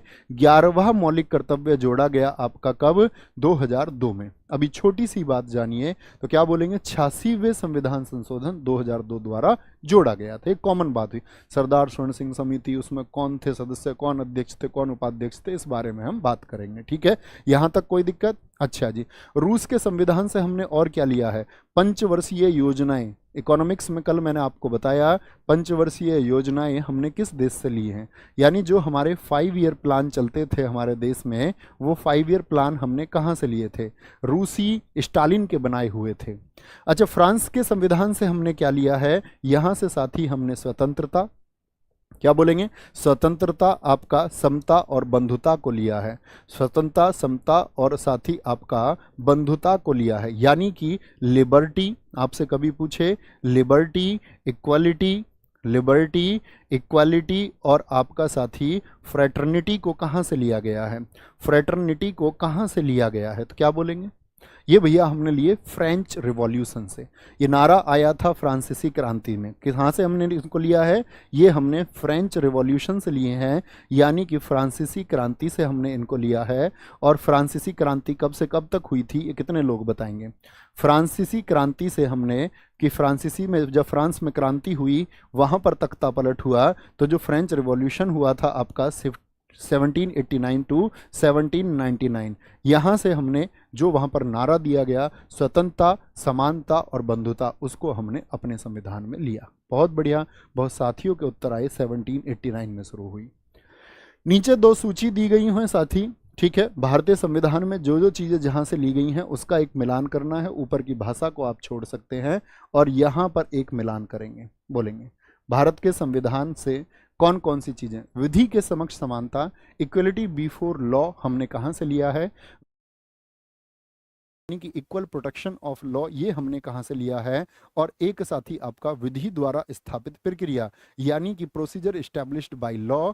अभी मैंने आपको ये तुरंत ही बताया था। शैक्षणिक संस्थानों के लिए राज्य द्वारा अनुदान, state grants for educational institutes, ये हमने कहाँ से लिया है? बोलेंगे जी। तो विधि के समक्ष जो समानता है साथी, इक्वलिटी बिफोर लॉ, ये हमने इंग्लैंड से लिया। विधि का समान संरक्षण जो है साथी, ये हमने यूएसए से लिया। और विधि द्वारा स्थापित प्रक्रिया, ये मैंने आपको अभी बताया, ये हमने जापान से ली, जैसे सीआरपीसी वगैरह। और साथ ही आपका शैक्षणिक अनुसंधानों के लिए राज्य अनुदान दे, ये प्रक्रिया हमने ये डीपीएसपी के द्वारा, क्या बोलेंगे, जैसे डीपीएसपी लिए हमने आयरलैंड से, उसी तरह से लिया। ठीक है, क्या बोलेंगे, क्या बोलेंगे जी इसका? बोलेंगे क्या मिलान हो जाएगा? 2 1 3 4, 2 1 3 4, option B is the right answer. Option B is the right answer. खाद्यान्नों की कृषि सर्वप्रथम, अब सोर्सेज खत्म हो गए हमारे। अब सोर्सेज से कोई क्वेश्चन ऐसा नहीं होगा एग्जाम में आपसे पूछे और आप ना करें। बस ज़रूरत होनी चाहिए आपको कि हाँ मुझे मेहनत करनी है। वो ज़रूरत क्या है वो आपको पता होना चाहिए, आपके घर की हो या कोई और ज़रूरत हो। खाद्यान्नों की कृषि सर्वप्रथम आरंभ हुई थी, यानी कि हमने अनाज को, ग्रेन को कब स्टार्ट किया? क्या बोलेंगे जी? क्या बोलेंगे? न्योलिथिक एज में, मीजोलिथिक एज में, या पैलियोलिथिक एज में, या फिर देखो पुरापाषाण काल में साथी हमने आग की खोज की थी। क्या किसकी खोज की थी? आग की खोज की थी। और आग की खोज के बाद ही मनुष्य ने क्या किया? जंगलों को जलाया, साफ किया। ठीक है, ऐसे पत्थर मार रहे होंगे, छिक छिक छिक, भाग गया होगा आदि मानव। जैसे ही पहली चिंगारी जली होगी, तुम सोचो पहला आदि मानव दौड़ के कहाँ पहुंचा होगा। तो आग की खोज हुई, उसके बाद में ही साथी न्योलिथिक एज में, नवपाषाण काल में पहिया और खाने की चीज़ें आदि, मनुष्य मतलब अपने विकास की तरफ गया। यानी व्हील को और मैं बोलूँ ग्रेन्स को हमने नवपाषाण काल में खोजा था। इमेजिन करके देखो, आदि मानव ने पहली बार जब पत्थर को मारा होगा और चिंगारी से आग लगी हुई होगी, तो वो भाग के कहाँ पहुंचा होगा, मतलब उसने कितनी तेज दौड़ लगाई होगी, सोच के देखो। इनाम गांव भारत के किस राज्य में स्थित है? चिंपैंजी सा वो कैसा भागा होगा। इनाम गांव भारत के किस राज्य में स्थित है? कल हमने कौन सी जगह पूछी थी? नवटादोली। नवटादोली कहाँ पर था साथी? एमपी में। आज पूछ रहे हैं इनाम गांव। तो यानी ये स्थल पूछे जाते हैं, खोजी गई। तो इनाम गांव क्या बोलेंगे? इनाम कौन देते थे? महाराणा जी देते थे, महाराणा, महाराष्ट्र में इनाम गांव। ठीक है, अच्छा जी, यहाँ पर कुछ क्वेश्चन पूछेंगे। कायथा एक प्लेस है, वो कहाँ पर है? सिंधु घाटी सभ्यता का। तो कायथा है एमपी में। दैमाबाद साथी कहाँ पर है? क्या बोलेंगे? दायमाबाद कहाँ पर है साथी आपका? बोलेंगे कुछ जगह। मैं क्वेश्चन आपसे पूछता हूँ। तीसरा, सिंधु घाटी सभ्यता का स्थल चिरांद कहाँ पर है? चिरांद कहाँ पर स्थित है? चौथा, आप मुझे बताएंगे सुरकोटड़ा कहाँ पर स्थित है? सुरकोटड़ा ये सिंधु घाटी सभ्यता का स्थल है, कहाँ पर है? हुलास आप मुझे बताएं, हुलास एक साइट है इंडस वैली सिविलाइजेशन की, कहाँ पर स्थित है? छठा, आप मुझे बताएं राखी गढ़ी कहाँ पर है? क्या बोलेंगे? राखी गढ़ी राखी गढ़ी कहाँ पर है, बालू कहाँ पर है साथी, बालू कहाँ पर है, सातवां आप मुझे बताएं, या यही बता दो काफ़ी होगा, बोलो जी। कायथा कहाँ पर बताया, एमपी में। और आपसे पूछ ले दाइमाबाद कहाँ पर है, ये आपका महाराष्ट्र में है। चिरांद साथी कहाँ पर है, ये आपका बिहार में है। सुरकोटड़ा साथी आपका गुजरात में है, क्या बोलेंगे, गुजरात में है। गुजरात में एक और है आपका पाडरी, क्या बोलेंगे, पाडरी स्थल कहाँ पर है, वो गुजरात में है साइट, ये इंपॉर्टेंट है। यूपी में है हुलास, और राखी गढ़ी और बालू कहाँ पर हैं, ये साथी आपका हरियाणा में है। कहाँ पर हैं, ये हरियाणा में है। और याद रख लेना जो ये राखी गढ़ी है, इसमें आपका दुनिया का सबसे बड़ा हड़प्पा संग्रहालय बन रहा है।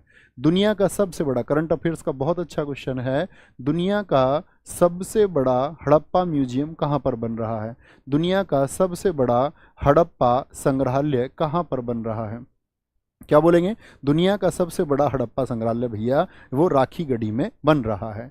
राखी गढ़ी अर्थात स्टेट भी पूछ सकता है, तो आप कहेंगे भैया हरियाणा में बन रहा है।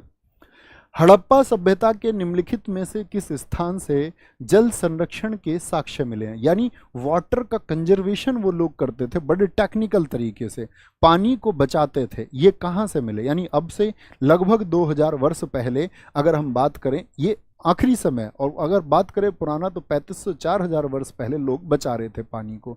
तो कहाँ से, कालीबंगन से।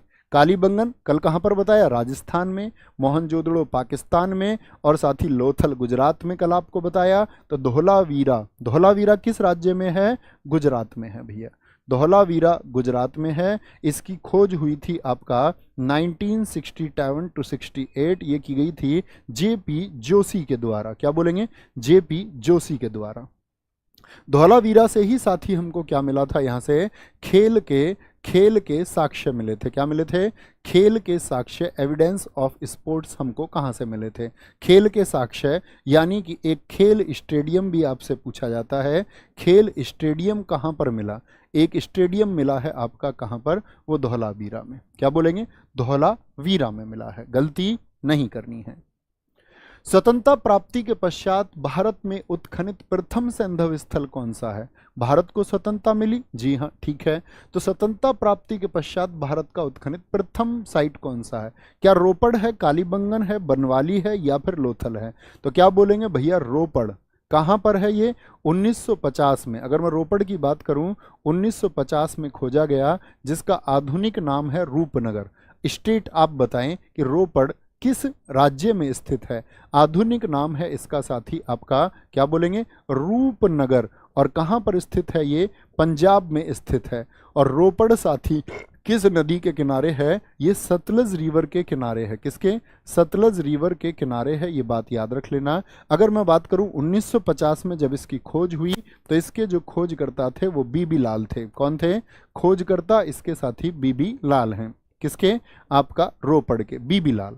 देखो इन वर्षों में कई बार अंतर मिलता है एनसीईआरटी की किताबों में, अन्य में, टीचर्स के मटेरियल में, क्योंकि इस पे दावे अलग अलग है। उत्खननकर्ता जो निश्चित तिथि है उस पर कभी एग्जामिनर भी ना के बराबर क्वेश्चन पूछता है, लेकिन ये जटिल प्रश्नों में से एक है। कालीबंगन की अगर हम बात करते हैं 1953 में खोजा गया है। मुझे बताओ कालीबंगन कहाँ पर है भैया, राजस्थान में है। कालीबंगन कहाँ पर है, राजस्थान में है। कालीबंगन की जो खोज की वो की अमलानंद घोष ने, क्या, अमलानंद घोष ने, अमलानंद नाम याद रख लो बस। बनावली कहाँ पर है साथी, हरियाणा में है, और ये 1974 में खोजा गया। R.S. बिष्ट इसके खोजकर्ता थे, R.S. बिष्ट ने यहाँ पर इसकी खोज की थी। और लोथल कहाँ पर है साथी, ये अभी मैंने बताया, ये गुजरात में है 1953 में, और आपका राव जी ने इसकी खोज की थी। कौन, राव जी ने इसकी खोज की थी, ये बात याद रखेंगे। तो सबसे पहला कौन सा हो गया, 1950 स्वतंत्रता, यानी 1947 के बाद में सबसे पहला। लिस्ट 1 को लिस्ट 2 से मिलाना है, बताएंगे जी। हड़प्पा संस्कृति की जो बस्ती हैं इसमें साथी आपका क्या बोलेंगे, हड़प्पा ये किस नदी के किनारे है, कालीबंगन। लोथल किस नदी के किनारे है, और रोपड़। रोपड़ अभी आपको बताया गया, उत्तर देंगे दोस्त। तो हड़प्पा का मिलान किससे कर दें, रावी से। और हड़प्पा याद रख लेना साथी, जो हड़प्पा है वो सबसे पहले खोजा गया है। आपसे पूछूं हड़प्पा इंडस वैली सिविलाइजेशन में IVC4 Indus valley civilisation Sindhu घाटी सभ्यता का ये पहला नगर है। हड़प्पा की जो 1921 में साथी खोज हुई थी, और किसने की थी ये 1921 में खोज? दयाराम साहनी ने की थी। और किस नदी के किनारे ये खोजा गया था दयाराम साहनी जी द्वारा? तो आप कहेंगे भैया रावी नदी के किनारे खोजा गया। कालीबंगन घग्गर नदी के किनारे साथी राजस्थान में है। लोथल गुजरात में भोगवा नदी के किनारे है, और रोपड़ पंजाब में है। ठीक है, तो एक तो ये बात याद रखेंगे, बताएंगे उत्तर क्या होगा। तो ये तो हो गया साथी आपका क्या पहला स्थल है। ये क्या है? ये IVC का खोजा गया पहला स्थल है। दूसरा स्थल कौन सा है? 1922 का सिंधु रिवर के किनारे, इंडस रिवर के किनारे साथी आपका मोहनजोदड़ो है। क्या है? मोहनजोदड़ो है। और मोहनजोदड़ो की जो खोज की 1922 में, वो RD बनर्जी ने की। राखल दास बनर्जी ने 1922 में क्या किया था? आपका मोहनजोदड़ो को खोजा था। तो दूसरा शहर भी पता होना चाहिए, पहला भी किस नदी के किनारे हैं ये आपको पता होना चाहिए। देखेंगे जी, 3, 2, 1 और 4, 3, 2, 1, 4, यानी ऑप्शन ए एकदम से ठीक हो जाएगा। कर्क रेखा निम्नलिखित में से किन राज्यों से होकर के गुजरती है? बोलेंगे जी, कर्क रेखा क्या बोलते हैं इसको?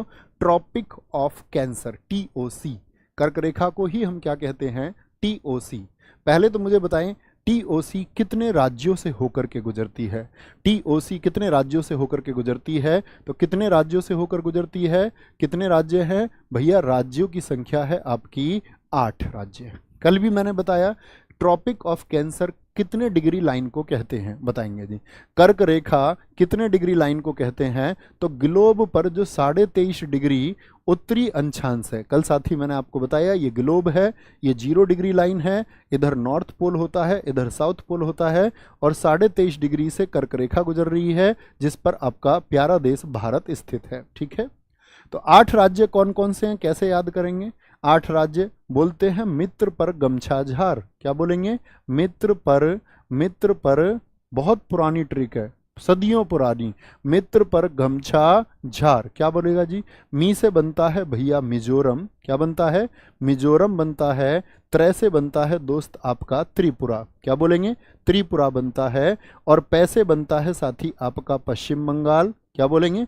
पश्चिम बंगाल। रै से साथी बनता है आपका राजस्थान। क्या बोलेंगे? राजस्थान। गै से साथी आपका बनता है, क्या बोलेंगे? गुजरात। मै से साथी आपका बनता है मध्य प्रदेश। मै से क्या बनेगा? मध्य प्रदेश बनता है। छा से बनता है साथी आपका छत्तीसगढ़। क्या बोलेंगे? छा से बनता है छत्तीसगढ़। और झार से बनता है झारखंड। क्या बोलेंगे? झारखंड। तो कितने राज्य हुए टोटल? 8 राज्य हुए। कोई दिक्कत? यानी अब सोचो, मित्र पर गमछा झार त्रिपुरा से गुजरेगी, जी हाँ। मिजोरम से गुजरती है, सबसे पहला आ गया उधर से। मणिपुर का कहीं नाम आया क्या? पश्चिम बंगाल आया। तो सारे दोस्तों ने बोला होगा 1 2 का 4। क्या बोलेंगे? 1 2 का 4। अब आते हैं TOC बोले तो ट्रॉपिक ऑफ कैंसर, कर्क रेखा। कर्क रेखा का दूसरा नाम बताओ। कर्क रेखा का साथी दूसरा नाम क्या है? दूसरा नाम इसी को बोलते हैं हम, कर्क रेखा को उत्तरी रेखा। क्या बोलेंगे? इसी को उत्तरी रेखा बोलते हैं। कर्क रेखा के सबसे नज़दीकी शहर कौन से हैं, बताएं। कर्क रेखा ट्रॉपिक ऑफ कैंसर के सबसे नियरेस्ट कौन से सिटी हैं? कर्क रेखा के सबसे नज़दीकी शहर कौन से हैं?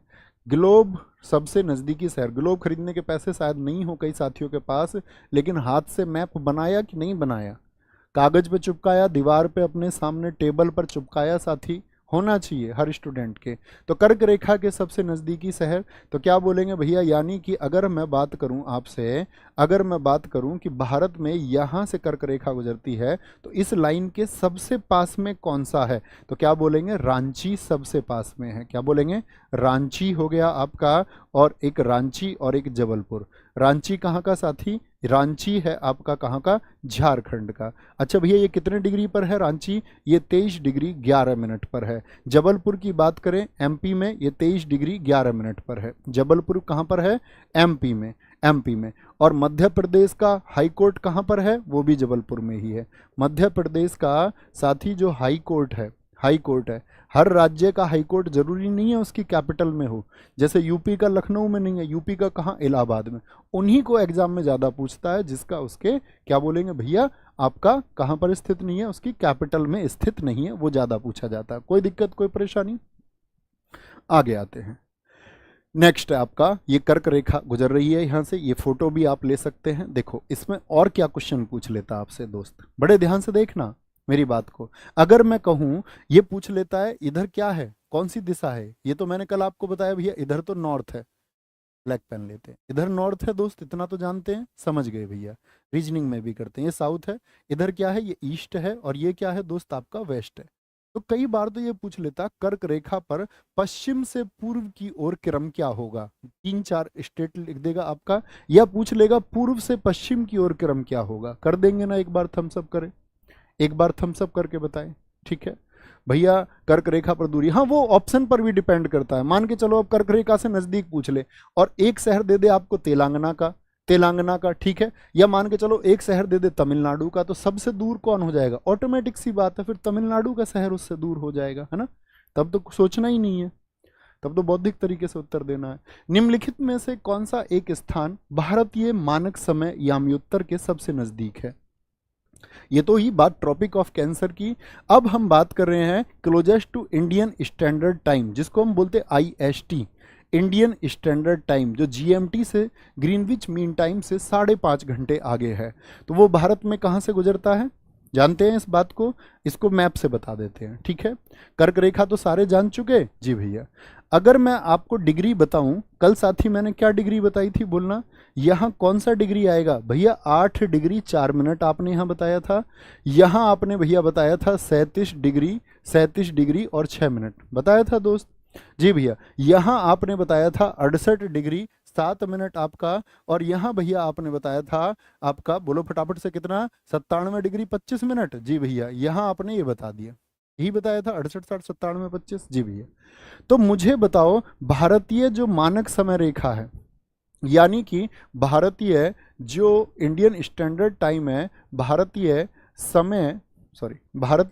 मानक समय रेखा उस कितने डिग्री से गुजरती है, मानक समय रेखा ये कितने डिग्री से होकर के गुजरती है।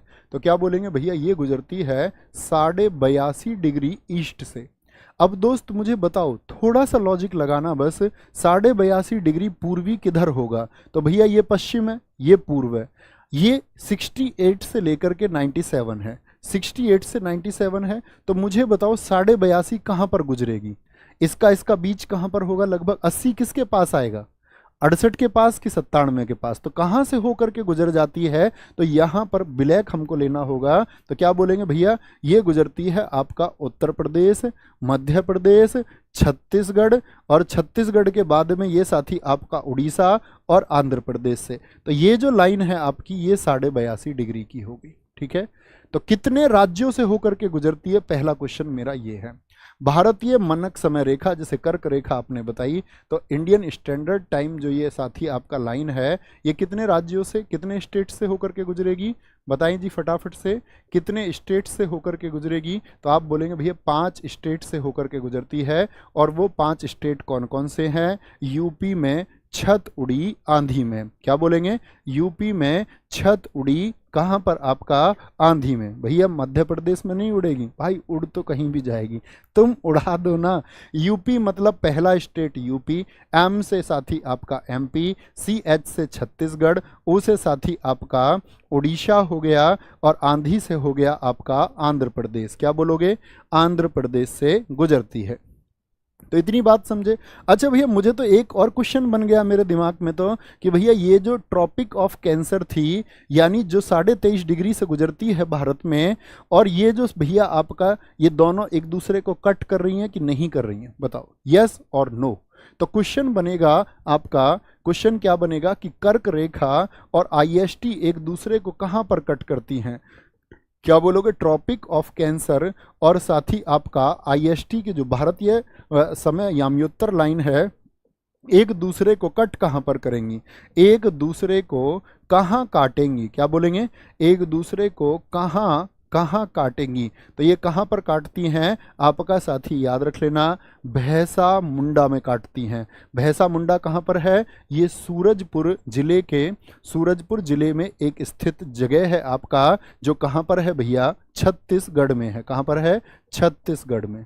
तो एक दूसरे को ये सूरजपुर जिले में काटती हैं, छत्तीसगढ़ के सूरजपुर जिले में। कोई दिक्कत, कोई परेशानी?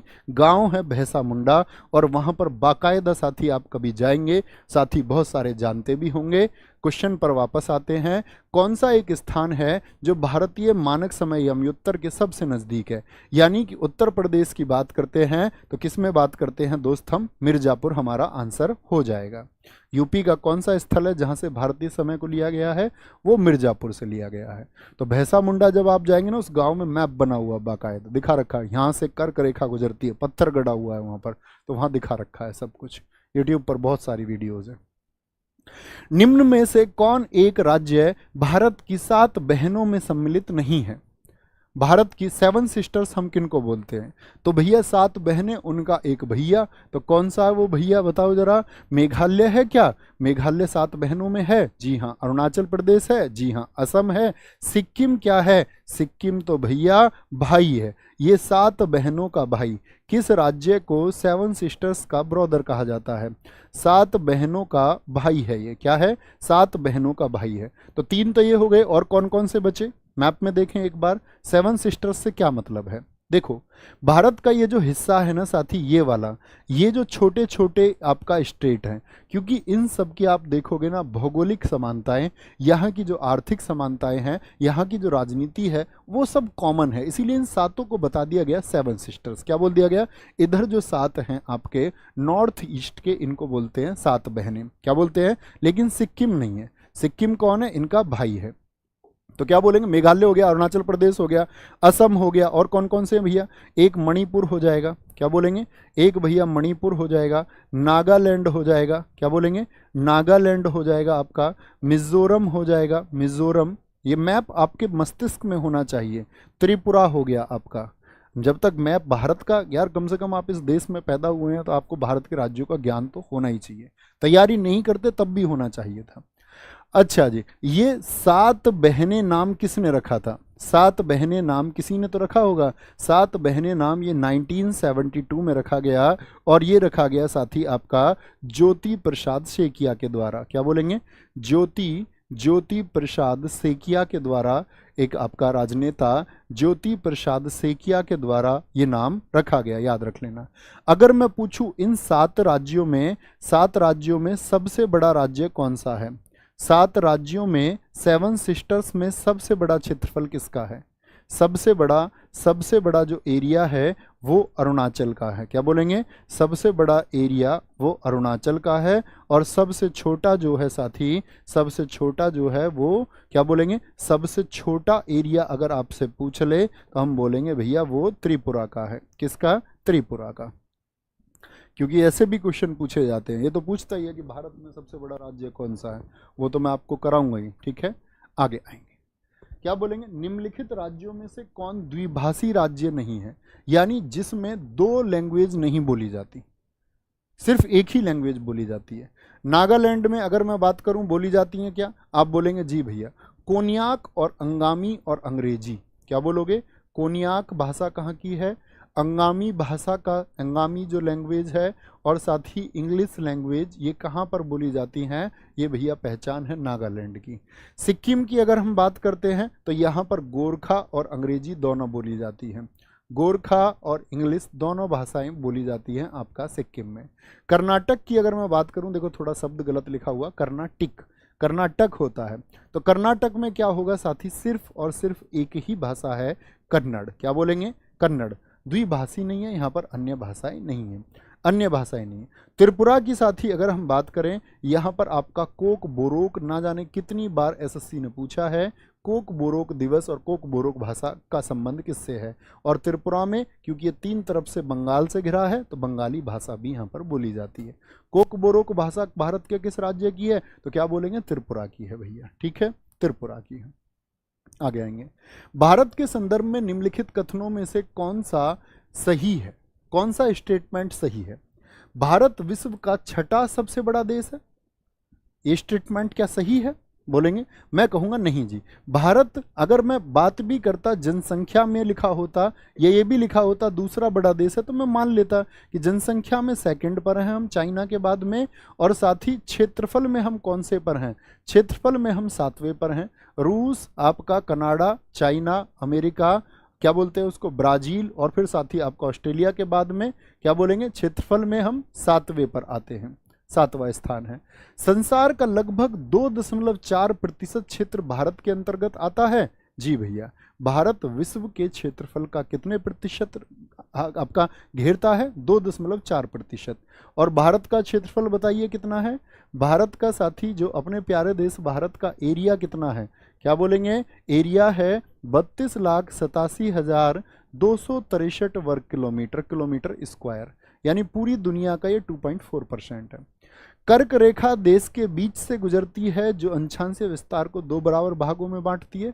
ये थोड़ी जटिल सी परिभाषा हो गई, इसको ऐसे समझना, इसीलिए मैं जोर दे रहा था इतने दिन से आपसे कि आपको छोटी छोटी चीज़ों की समझ होगी। तो 8 डिग्री 4 मिनट से शुरू होकर के कहाँ तक जाती है भारत में? ऊपर आपका कश्मीर में 37 डिग्री 6 मिनट तक। तो ये भारत का अंशांशीय विस्तार है। जी हाँ, इसको यदि मैं बीच से काटूं तो यानी कि दोनों का एवरेज निकालोगे, गणित आप जानते होंगे, तो 37 और 8 क्या 45, और 6 और 4 10, यानी लगभग 46। और 46 का आधा कितना होता है? 46 का आधा कितना होगा? तो कर्क रेखा भैया 23.5 पर ही तो है, तो हम कह सकते हैं जी भैया बीच से गुजरती है। क्या बोलेंगे? बीच से गुजरती है। भारत पूरी तरह से आपका साथी ट्रॉपिकल रीजन में है, उष्ण कटिबंधीय क्षेत्र में है, ये बात गलत हो जाएगी। याद रख लेना, भारत पूरी तरह से उष्ण कटिबंधीय नहीं है, भारत उष्ण और उपोष्ण यानी कि साथी ट्रॉपिकल और सब ट्रॉपिकल दोनों जोन में आता है। भारत के कौन कौन से जोन हैं बताएं? क्या बोलेंगे? ये इसने गलत लिख दिया। भारत आपका ट्रॉपिकल और सब ट्रॉपिकल, क्या बोलेंगे? ट्रॉपिकल और सब ट्रॉपिकल, यानी कि उष्ण और उपोष्ण, उष्ण और उपोष्ण जोन दोनों आएंगे। उष्ण और उपोष्ण जोन दोनों में आता है, कटिबंध में आता है। तो क्या पूछा था, कौन से सही हैं? तो क्या आंसर आएगा? 2 और 3। 2 और 3 भैया ठीक है, 2 और 3 ठीक है, दोनों गलत हो गए। कोई दिक्कत, कोई परेशानी? बोलेंगे भाई फटाफट से, आगे आएंगे भैया। वो छत्तीसगढ़ के सरगुजा में, दोस्त वो उसका नाम ही सूरजपुर जिला है, सरगुजा जिसको हम बोलते हैं। आगे आएंगे। किस पंचवर्षीय योजना ने ज्यादा तेज, धारणीय एवं समावेशी समृद्धि पर जोर दिया है? बोलेंगे फटाफट से उत्तर देंगे। क्या बोलेंगे? 11वीं पंचवर्षीय योजना थी, 12वीं, 10वीं या फिर 9वीं पंचवर्षीय योजना थी? पंचवर्षीय योजनाओं का काल याद है भैया? पहले मैं आपसे पूछ लूँ एक बार, पंचवर्षीय योजना याद है? तो आप बोलेंगे जी भैया 1951, 56, 56 से 61, 61 से 66, फिर गैप आ गया आपका 69, 74, 74 से 78, फिर गैप आ गया 80 से 85, 85 से 90, फिर गैप आ गया 99, 97, यही याद किया? ऐसे नहीं करना है, याद करना बस गैप कौन से हैं और फिर क्रम से बोलते चले जाओ। गैप रखना है याद, ठीक है? गैप याद रखने हैं, उन सब की जरूरत पड़ेगी हमें जो कल सिखाया। तो क्या बोलेंगे? किस पंचवर्षीय योजना में साथी आपका सस्टेनेबल और इंक्लूसिव ग्रोथ पर ध्यान दिया गया? फास्टर, सस्टेनेबल और इंक्लूसिव ग्रोथ, यानी ज्यादा तेज, धारणीय और समावेशी समृद्धि। वो 12वीं पंचवर्षीय योजना थी जिसका काल कितना था? 2012 से 17 चलनी थी। क्या ये अपना कार्य पूरा कर पाई थी साथी? काल पूरा कर पाई थी? आप कहेंगे नहीं। इसका जो मॉडल है वो सी रंगराजन द्वारा तैयार किया गया था, सी रंगराजन। इसमें जो साथी लक्ष्य था, ग्रोथ रेट तो हमने बना लिया था, इसमें लक्ष्य था 8.2% का, लेकिन हमने प्राप्त क्या कर लिया था इस टारगेट को कि इतनी ग्रोथ हम अपने देश को देंगे, नहीं, 6.8% का। ठीक है, क्या बोलेंगे? 6.8% का। 12वीं पंचवर्षीय योजना से ही प्रश्न आता है, कौन सी 5 ईयर प्लान है, FYP 5 ईयर प्लान है, जो समय से पूर्व बंद कर दिया गया? क्योंकि समय से पूर्व किस वर्ष में बंद कर दी गई बताएं जरा? समय से पूर्व बंद का मतलब है कि चलनी तो थी 2017 तक, लेकिन क्या 2017 तक चल पाई थी? जी नहीं, 2015 में ही इसको एंड कर दिया गया था, 2015 में ही इसको एंड कर दिया गया, ये याद रख लेंगे। और 12वीं पंचवर्षीय योजना का क्या टारगेट था? 90% फैमिलीज को, 90% परिवारों को साथी आपका किससे? बैंकिंग से जोड़ना था। क्या बोलेंगे? बैंकिंग सेवाओं से, बैंकिंग सर्विसेज से, बैंकिंग सर्विसेज से जोड़ना था। ठीक है, जो अचीव नहीं कर पाए थे। आगे अनवरत योजना भारत में लागू की गई थी, जिसको हम बोलते अनवरत स्कीम, ये भारत में कब लागू की गई थी? तो अनवरत स्कीम देश में लागू हुई साथी 1 अप्रैल 1978 को। क्या बोलेंगे? 1 अप्रैल 1978 को लागू हुई। इसी को साथी हम कहते हैं आपका रोलिंग प्लान। क्या बोलते हैं? रोलिंग प्लान इसी को कहा जाता है। और रोलिंग प्लान के साथ साथ इसी को हम बोलते हैं कि ये किसके द्वारा, क्या बोलेंगे, किसके द्वारा बनाया गया? इसको गुन्नार मिर्डल के द्वारा बनाया गया। गुरनाल मिर्डल की बुक कितने दोस्त बता सकते हैं? गुरनाल मिर्डल द्वारा इसको साथी क्या किया गया? पारित कराया गया। तो गुरनाल मिर्डल का नाम इससे जुड़ा हुआ है। आपसे कोई पूछे अनवरत योजना के दौरान ही आपका ट्राइसेम योजना आई थी। ट्राइसेम योजना देश में कब पारित हुई? एक साथी आपका 18 से जो 35 वर्ष के बीच के एडल्ट थे, 18 से 35 वर्ष के बीच के जो युवा थे, उनके तकनीकी कौशल की बात किस में की गई थी? तो अनवरत योजना में। यानी कि उनके साथी, सोकल लिख देता मैं अभी कौशल को, क्या बोलेंगे? तकनीकी कौशल की बात की गई, यानी कि उनके टेक्निक्स और स्किल्स की बात किस में की गई थी? ये अनवरत योजना में। तो अनवरत योजना कब शुरू हुई? 1978 से 1900, आपका ये गैप था साथी आपका 1978 से लेकर के 80 तक का एक गैप आपको याद रखना है।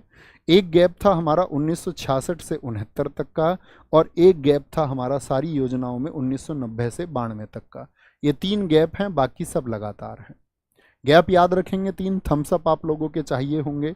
जी भैया, ये तीनों हम याद रखेंगे। गुरनाल मिर्डल की बुक है एशियन ड्रामा, बहुत सारे साथियों ने लिखा। किस पंचवर्षीय योजना के दौरान खादी एवं ग्राम उद्योग आयोग को गठन किया गया था? यानी कि khadi and village industries commission, कब ये साथी आपका फॉर्म्ड किया गया था? ठीक है, खादी एवं ग्रामो उद्योग के लिए जो एक्ट आया था साथी 1956 में। इसका जो हेडक्वार्टर था खादी एवं ग्रामोद्योग का, वो था साथी आपका मुंबई में। एक तो ये बात याद रख लेना, इसका मुंबई में था। ठीक है, 1957 में इसका क्रियान्वयन किया गया। तो ये कौन सी पंचवर्षीय योजना थी? याद रख लेना, सेकंड 5 ईयर प्लान था। पहला 5 ईयर प्लान कब से कब तक है? 1951 से 56। तो दूसरा कब से कब तक था? 1956 से साथी आपका 61 के बीच था, 61 के बीच था। दूसरी पंचवर्षीय योजना में किस चीज पर गौर दिया गया था? एक तो इंडस्ट्रियलाइजेशन पर, औद्योगिकीकरण पर साथी आपका, इंडस्ट्रीज पर। क्या बोलेंगे भैया? एक तो इंडस्ट्रीज पर बहुत गौर दिया गया यहाँ पर, और एक आपका साथी सार्वजनिक क्षेत्र पर बल दिया गया, यानी पब्लिक सेक्टर पर भी बल दिया गया। सार्वजनिक क्षेत्र पर भी बल दिया गया, अर्थात पब्लिक सेक्टर पर भी बल दिया गया। ये किसमें साथी आपका? दूसरे में बल दिया गया। अच्छा, जब हम बात करते हैं इंडस्ट्रीज की, तो कौन सी प्रमुख इंडस्ट्रीज बताई? बोलेंगे भी फटाफट से, कौन सी प्रमुख इंडस्ट्रीज बनाई गई? यहां पर साथी याद रख लेना, यहां पर इंडस्ट्रीज के नाम आते हैं। एक तो राउरकेला। राउरकेला इंडस्ट्री कहां पर स्थित है? उड़ीसा, उड़ीसा। क्या बोलेंगे? राउरकेला, उड़ीसा, उड़ीसा। क्या बोलेंगे? उड़ीसा। और उड़ता कौन है दोस्त? जिसके पास आ जाती है मनी। ये जर्मनी की मदद से तैयार हुआ 1959 में। भलाई, क्या बोलेंगे? एक है भिलाई संयंत्र बना हमारा। भिलाई कहाँ पर स्थित है आपका? छत्तीसगढ़ में। भिलाई कब होगी? जब छत्तीस बिरादरी एक जैसी सोच की हो जाएंगी, एक दूसरे के भले के बारे में सोचेंगी, और किसी से रूसना नहीं है, तभी तो भलाई कर पाओगे किसी की। जी भैया, तभी तो भलाई होगी। और तीसरा कौन सा था? वो था साथी आपका दुर्गापुर। दुर्गापुर साथी कहाँ पर? वेस्ट बंगाल में, पश्चिम बंगाल में। किसकी मदद से? ब्रिटेन की मदद से 1962 में। ठीक है, इसका क्रियान्वयन हुआ था 61 में, लगभग ये तैयार हो गया था। तो दुर्गापुर को बोलते हैं। कोई दिक्कत, कोई परेशानी? आगे सूची 1 को सूची 2 के साथ मिलान करना है, और नीचे दिए गए कूट में से अपने सही उत्तर का चयन करें। देखो, देश में जितने भी 5 ईयर प्लान आए, वो किसी ना किसी से प्रेरित थे, यानी किसी ना किसी पर वो निर्भर थे। तो पहला 5 ईयर प्लान किस पर था? हेराल्ड डोमर पर। ठीक है, टाइम आपको पता होना चाहिए पहले का कितना है, बार बार नहीं बताऊंगा। दूसरा किस पर था? भारत के सांख्यिकी विद एक आपका महालनोबिस पर। तीसरा साथी आपका किस पर था? एस चक्रवर्ती मॉडल पर। और चौथा किस पर था? आपका अशोका रुद्र मॉडल पर। कितने साथी सहमत हैं कि इसका उत्तर यही होगा? यानी कि आपका 2, 4, 1, 3, क्या इसका सही उत्तर हो जाएगा? जी भैया, इसका सही उत्तर हो जाएगा। मैं आपसे पूछूं, जो 5वां 5 ईयर प्लान था, पांचवा 5 ईयर प्लान था वो किस पर आधारित था? डीपी धर मॉडल पर। क्या बोलेंगे? डीपी धर मॉडल पर आधारित था, यानी कि दुर्गा प्रसाद धर पर। मैं आपसे पूछूं छठा 5 ईयर प्लान किस पर आधारित था? डीटी लकड़वाला समिति पर। क्या बोलेंगे? डीटी लकड़वाला समिति पर। और साथ ही आपसे पूछे 11वीं और 12वीं पंचवर्षीय योजना ये किसके मॉडल पर थी? सी रंगराजन के मॉडल पर आधारित थी। 11वीं 12वीं सी रंगराजन, छठा डीटी लकड़वाला, पांचवा साथी डीपी धर, चौथा आपसे पूछ ले क्या बोलेंगे भैया? अशोक रुद्र मॉडल था, तीसरा एस चक्रवर्ती, और पहला दूसरा आप जानते ही हैं सब लोग। किस पंचवर्षीय योजना का मुख्य उद्देश्य गरीबी हटाओ रखा गया? गरीबी हटाओ। पांचवी, छठवीं, चौथी या फिर सातवीं थी? कौन सी पंचवर्षीय योजना थी? तो क्या बोलेंगे भैया? पांचवी पंचवर्षीय योजना थी। 5th 5 ईयर प्लान था, पांचवी पंचवर्षीय योजना, जिसका काल चला 1974 से 1978। 1978 में क्यों बंद कर दी गई? क्योंकि यहां पर साथी आपका आ गया था मोरारजी देसाई जी की सरकार। मोरारजी देसाई की गवर्नमेंट आ गई थी और मोरारजी देसाई ने क्या कर दिया? इसको रद्द कर दिया था। क्या कर दिया था? रद्द कर दिया था। यही पांचवी पंचवर्षीय योजना है जिसमें 20 सूत्रीय कार्यक्रम चला, यानी 20 फॉर्मूला प्रोग्राम इसको बोलते हैं। 20 फॉर्मूला प्रोग्राम, 20 सूत्री कार्यक्रम देश के विकास के लिए। एक न्यूनतम आवश्यकता कार्यक्रम, क्या बोलेंगे? न्यूनतम आवश्यकता कार्यक्रम, यानी कि आपका साथी अगर बात करें न्यूनतम आवश्यकता कार्यक्रम अर्थात आपका मिनिमम नीड्स प्रोग्राम, जिसको हम बोलते हैं MNP, मिनिमम नीड्स प्रोग्राम, आपका कब चला? एक साथी आपका काम के बदले अनाज, क्या बोलेंगे? काम के बदले अनाज, काम के बदले अनाज प्रोग्राम, यानी कि आपका इसको बोलते हैं फूड फॉर वर्क। क्या बोलेंगे? फूड फॉर, क्या बोलेंगे जी? फूड फॉर वर्क, काम के बदले अनाज प्रोग्राम कब चला? अच्छा, कितने दोस्त बताएंगे कि पांचवी जो पंचवर्षीय योजना 1974 से 78 थी वो सफल रही थी या नहीं? यस और नो? क्या बोलेंगे भैया? इसमें लक्ष्य रखा गया था आपका कि ग्रोथ रेट आएगी देश की 4.4%, और जो प्राप्ति हुई थी इसमें, क्या बोलेंगे? इसमें जो प्राप्ति हुई थी वो हुई थी 4.8% की। तो लक्ष्य हमने हासिल कर लिया था। कोई दिक्कत, कोई परेशानी? आ गया। ध्वनि की प्रबलता का किसमें मापन होगा? आवृत्ति को किसमें मापा जाएगा? फ्रीक्वेंसी को तो दोस्त आपका हर्ट्ज में मापा जाता है। किसमें? हर्ट्ज में। ध्वनि कितनी प्रबल है? डीजे की आवाज 100 डेसिबल पर डीजे की आवाज है, वो क्या बताता है? आपका साथी ध्वनि की प्रबलता को बताता है। वेग किसमें नापता है? आपका मीटर पर सेकंड में। क्या बोलेंगे? मीटर पर सेकंड में। और तरंग धैर्य को किसमें नापते हैं? हम एंगस्ट्रॉम में मापते हैं। क्या बोलेंगे? एंगस्ट्रॉम में मापते हैं, यानी कि 1 एंगस्ट्रॉम में होते हैं आपका 10⁻⁻10 मीटर। तो ऐसे उसको मापा जाता है। सूची 1 और सूची 2 को सुमेलित कीजिए और सूचियों के नीचे दिए गए कूट से सही उत्तर चुनिए। त्वरण का मात्रक क्या होगा? बल का मात्रक क्या होगा? कार्य का मात्रक क्या होगा? और आवेग का मात्रक क्या होगा? बताएंगे भाई फटाफट से। तो त्वरण का मात्रक क्या होगा साथी? आपका त्वरण का होता है मीटर पर सेकंड स्क्वायर। बल का मात्रक होता है साथी न्यूटन। और किसी बल को, जैसे टेंट गाड़ते समय कोई हथौड़ा लगाता है, तो बल को किसी एक समय के लिए लगाया जाता है, वही आवेग है। तो बल न्यूटन और किसी समय अर्थात सेकंड। और कार्य को हम मापते हैं वर्क डन को किसमें? जूल में। तो क्या बनेगा साथी बताएंगे? इस तरह के मिलान में मैं कई बार गड़बड़ भी कर देता हूं, देख लेना। क्या बोलेंगे? मतलब मुझे ऐसा लगता है कौन सा कहाँ गया। बताओ जी। 4 4 3 4 3 1 2। पुराने छात्र इस बात को जानते होंगे कि भैया हाँ, इसमें कई बार गड़बड़ हो जाती है। 4 3 1 2 सही हो जाएगा।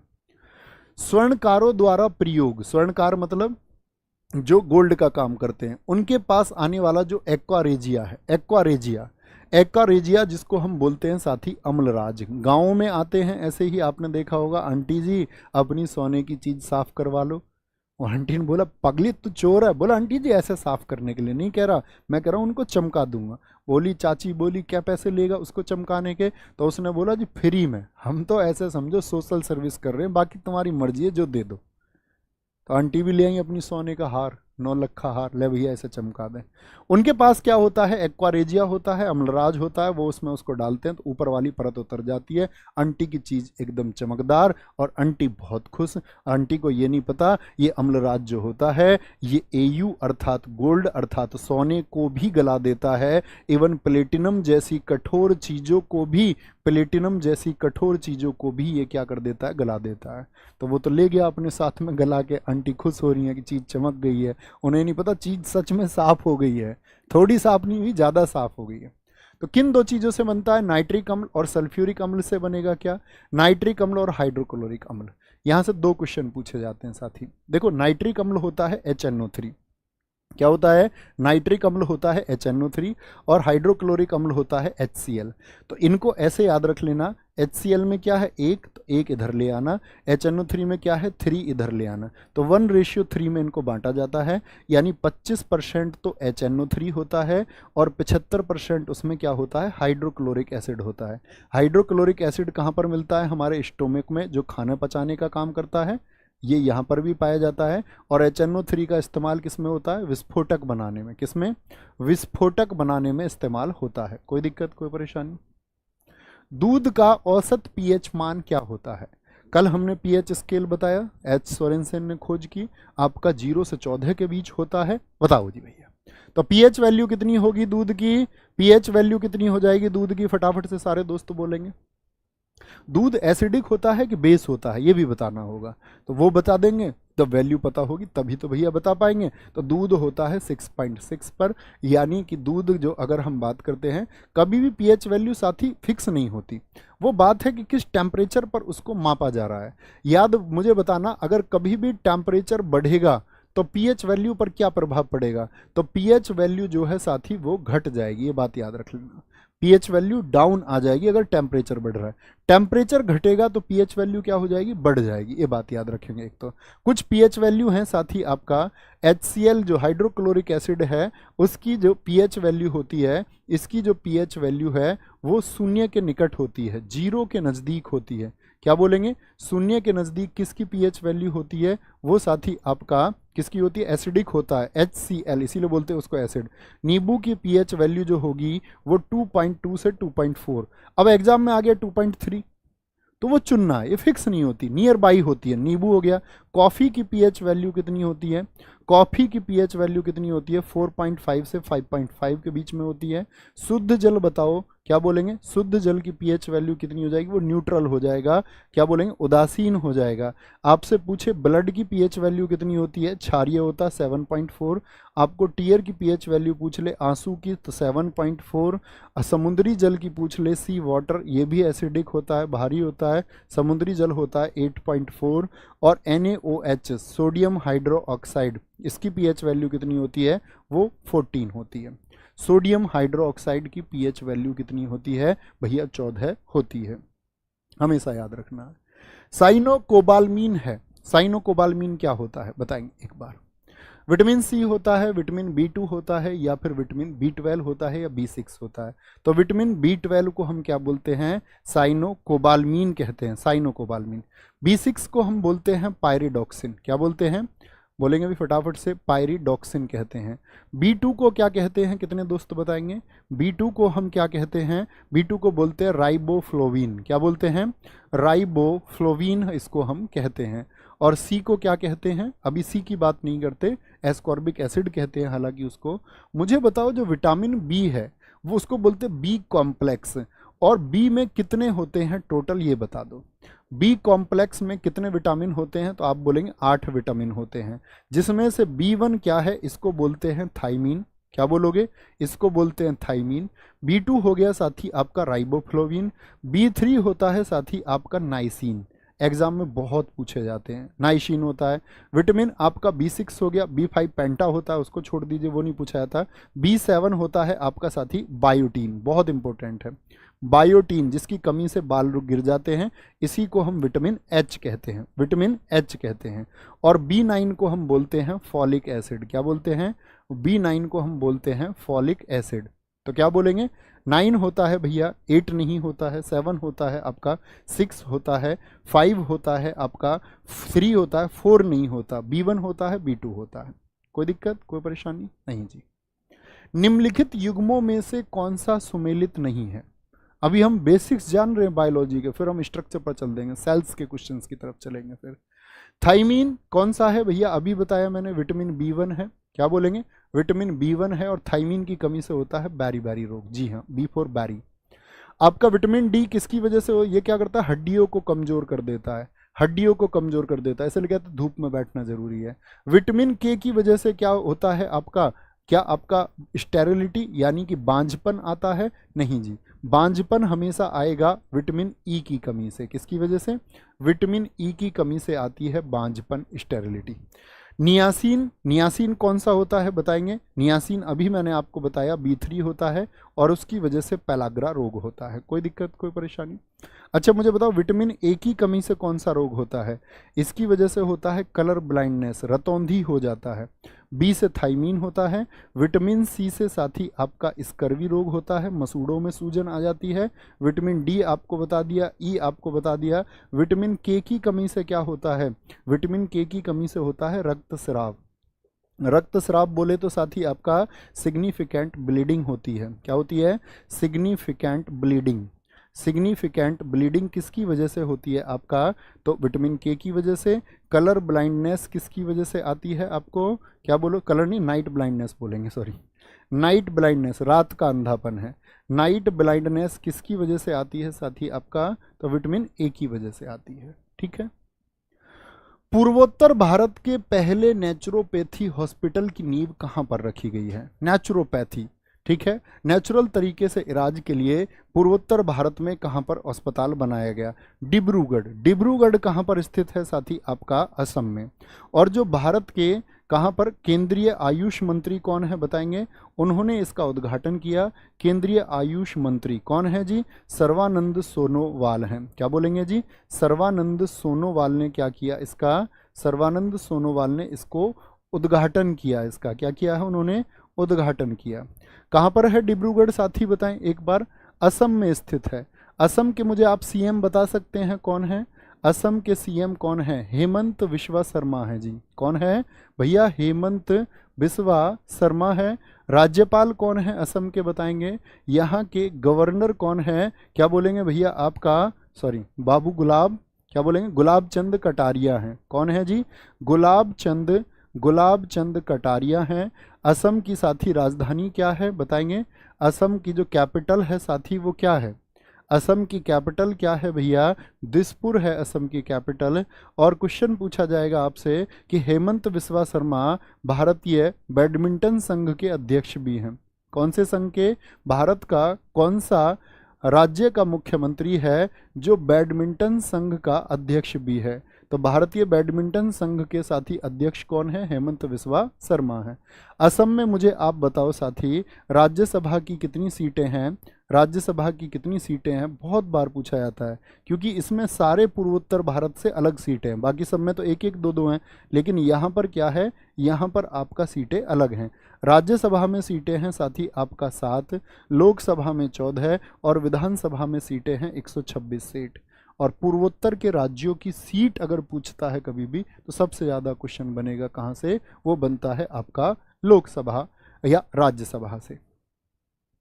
फर्स्ट क्लास क्रिकेट में सबसे तेज तिहरा शतक लगाने वाले बल्लेबाज कौन बने हैं प्रथम श्रेणी के क्रिकेट में?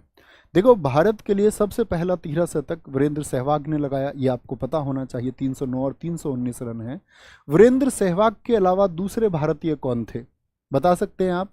वीरेंद्र सहवाग तो पहले हैं, वीरेंद्र सहवाग तो पहले हैं जिन्होंने पहला तिहरा शतक लगाया। वीरेंद्र सहवाग हैं साथी आपका, सहवाज नहीं। दूसरा थे आपके करुण नायर। कौन है? करुण नायर, जिन्होंने एक आपका शतक तिहरा लगा रखा है। लेकिन अभी प्रथम श्रेणी में साथी तन्मय अग्रवाल बने हैं। कौन? तन्मय अग्रवाल बने हैं, जिन्होंने हैदराबाद की रणजी टीम में होते हुए, प्रथम श्रेणी मतलब रणजी में, हैदराबाद की रणजी टीम में इन्होंने 147 गेंदों पर ये शतक बनाया। और वर्सेज किसके? अरुणाचल की टीम के। किसके? अरुणाचल टीम के खिलाफ इन्होंने बनाया है। ठीक है, अरुणाचल टीम के खिलाफ। 22 फरवरी 2024 को किस राज्य सरकार ने बैगलेस स्कूल पहल शुरू की है कि बच्चों के कंधे पर अब इतना बड़ा बोझा नहीं जाएगा? किस राज्य ने? मध्य प्रदेश, उत्तर प्रदेश, हरियाणा या फिर राजस्थान ने?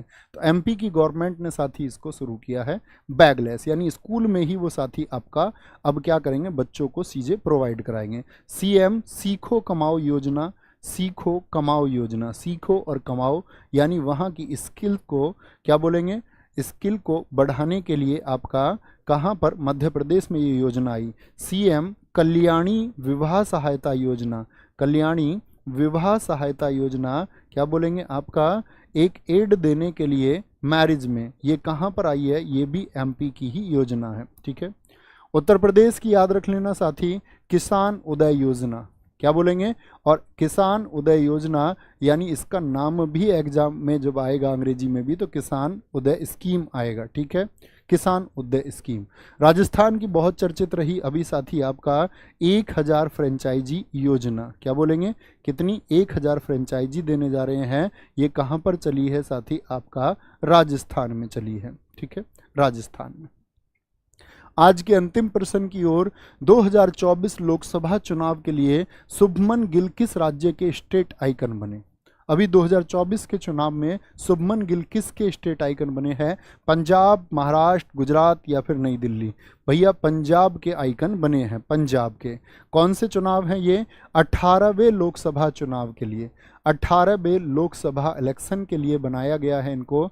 और 18वें लोकसभा चुनाव मुझे बताएं कि कितने चरणों में खत्म हो रहे हैं? ठीक है, क्या बोलेंगे, 18वें लोकसभा चुनाव, तो क्या बोलेंगे भैया, ये आपका 7 चरणों में हो रहे हैं। और 7 चरण में मुझे कुछ प्रश्न बताना। चुनाव आयोग ने ब्रांड एम्बेसडर किसको बनाया? जो इलेक्शन कमीशन था उसने साथी अपना जो ब्रांड एम्बेसडर बनाया है, क्या बोलेंगे, जो ब्रांड एम्बेसडर बनाया है वो किनको बनाया? सचिन तेंदुलकर जी को बनाया है। किसको? सचिन तेंदुलकर जी को बनाया है अपना चुनाव आयोग ने ब्रांड एम्बेसडर। अच्छा साथी, मैं आपसे पूछूं, नेशनल आइकन किसको बनाया गया चुनाव के लिए इस बार? नेशनल आइकन तो किनको बनाया गया? पंकज त्रिपाठी को बनाया गया, पंकज त्रिपाठी को साथी बनाया गया है।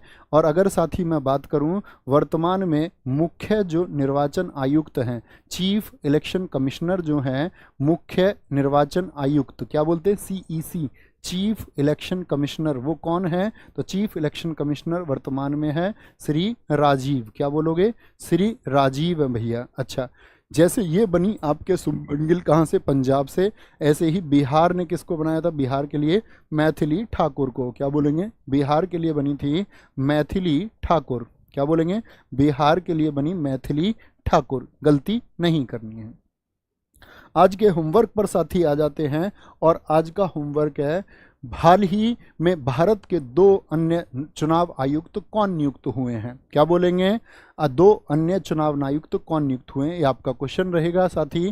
4:45 बज चुके हैं, मैं खींच के चलता हूं भाई, लेकिन सारी चीज़ें आपके लिए हैं, तो उम्मीद करूंगा कि इस सब में समर्थन रहेगा। 10-5 मिनट ऊपर नीचे होते रहेंगे। शायद अभी शुरुआती दौर में चीज़ें क्योंकि आपको सिखानी पड़ रही हैं, तो बहुत सारी चीज़ें ऐसी, इसमें थोड़ा 10-5 मिनट का समय जाएगा थोड़ा एक्स्ट्रा। तो दोस्त आप ही के लिए है ये, और बहुत ज़रूरी भी है, ये बात याद रखेंगे। ठीक है, तो 2 अन्य चुनाव आयुक्त कौन नियुक्त हुए हैं ये आपको बताना है। और साथ ही मैंने आपको बताया था कि आप मुझसे कनेक्ट कर सकते हैं, इंस्टा पर आप मुझे ग्रीन स्टोरी लगा सकते हैं।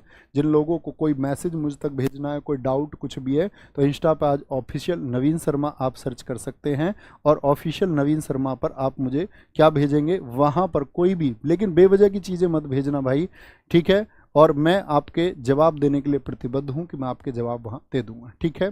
तो वहां पर आप मुझे भेज सकते हैं। और एक बार दोस्त गजब तरीके से वाह वाह की आवाज़ में, और सुनो, पुरानी सुनाता हूं आज तुमको एक बड़ी बेहतरीन सी, बहुत शानदार सी, और काफ़ी दिन पहले बोली, फिर से बोलते हैं कि कैसे है कि जो खोया है उससे बेहतरीन पाएंगे। ये उन लोगों के लिए है जो मेहनत कर रहे हैं, किनारे पर रह गए, या कभी सेलेक्ट होने के बहुत सारे प्रबल दावेदार थे, चांसेस बहुत थे, लेकिन मतलब फाइनल नहीं हो पाया।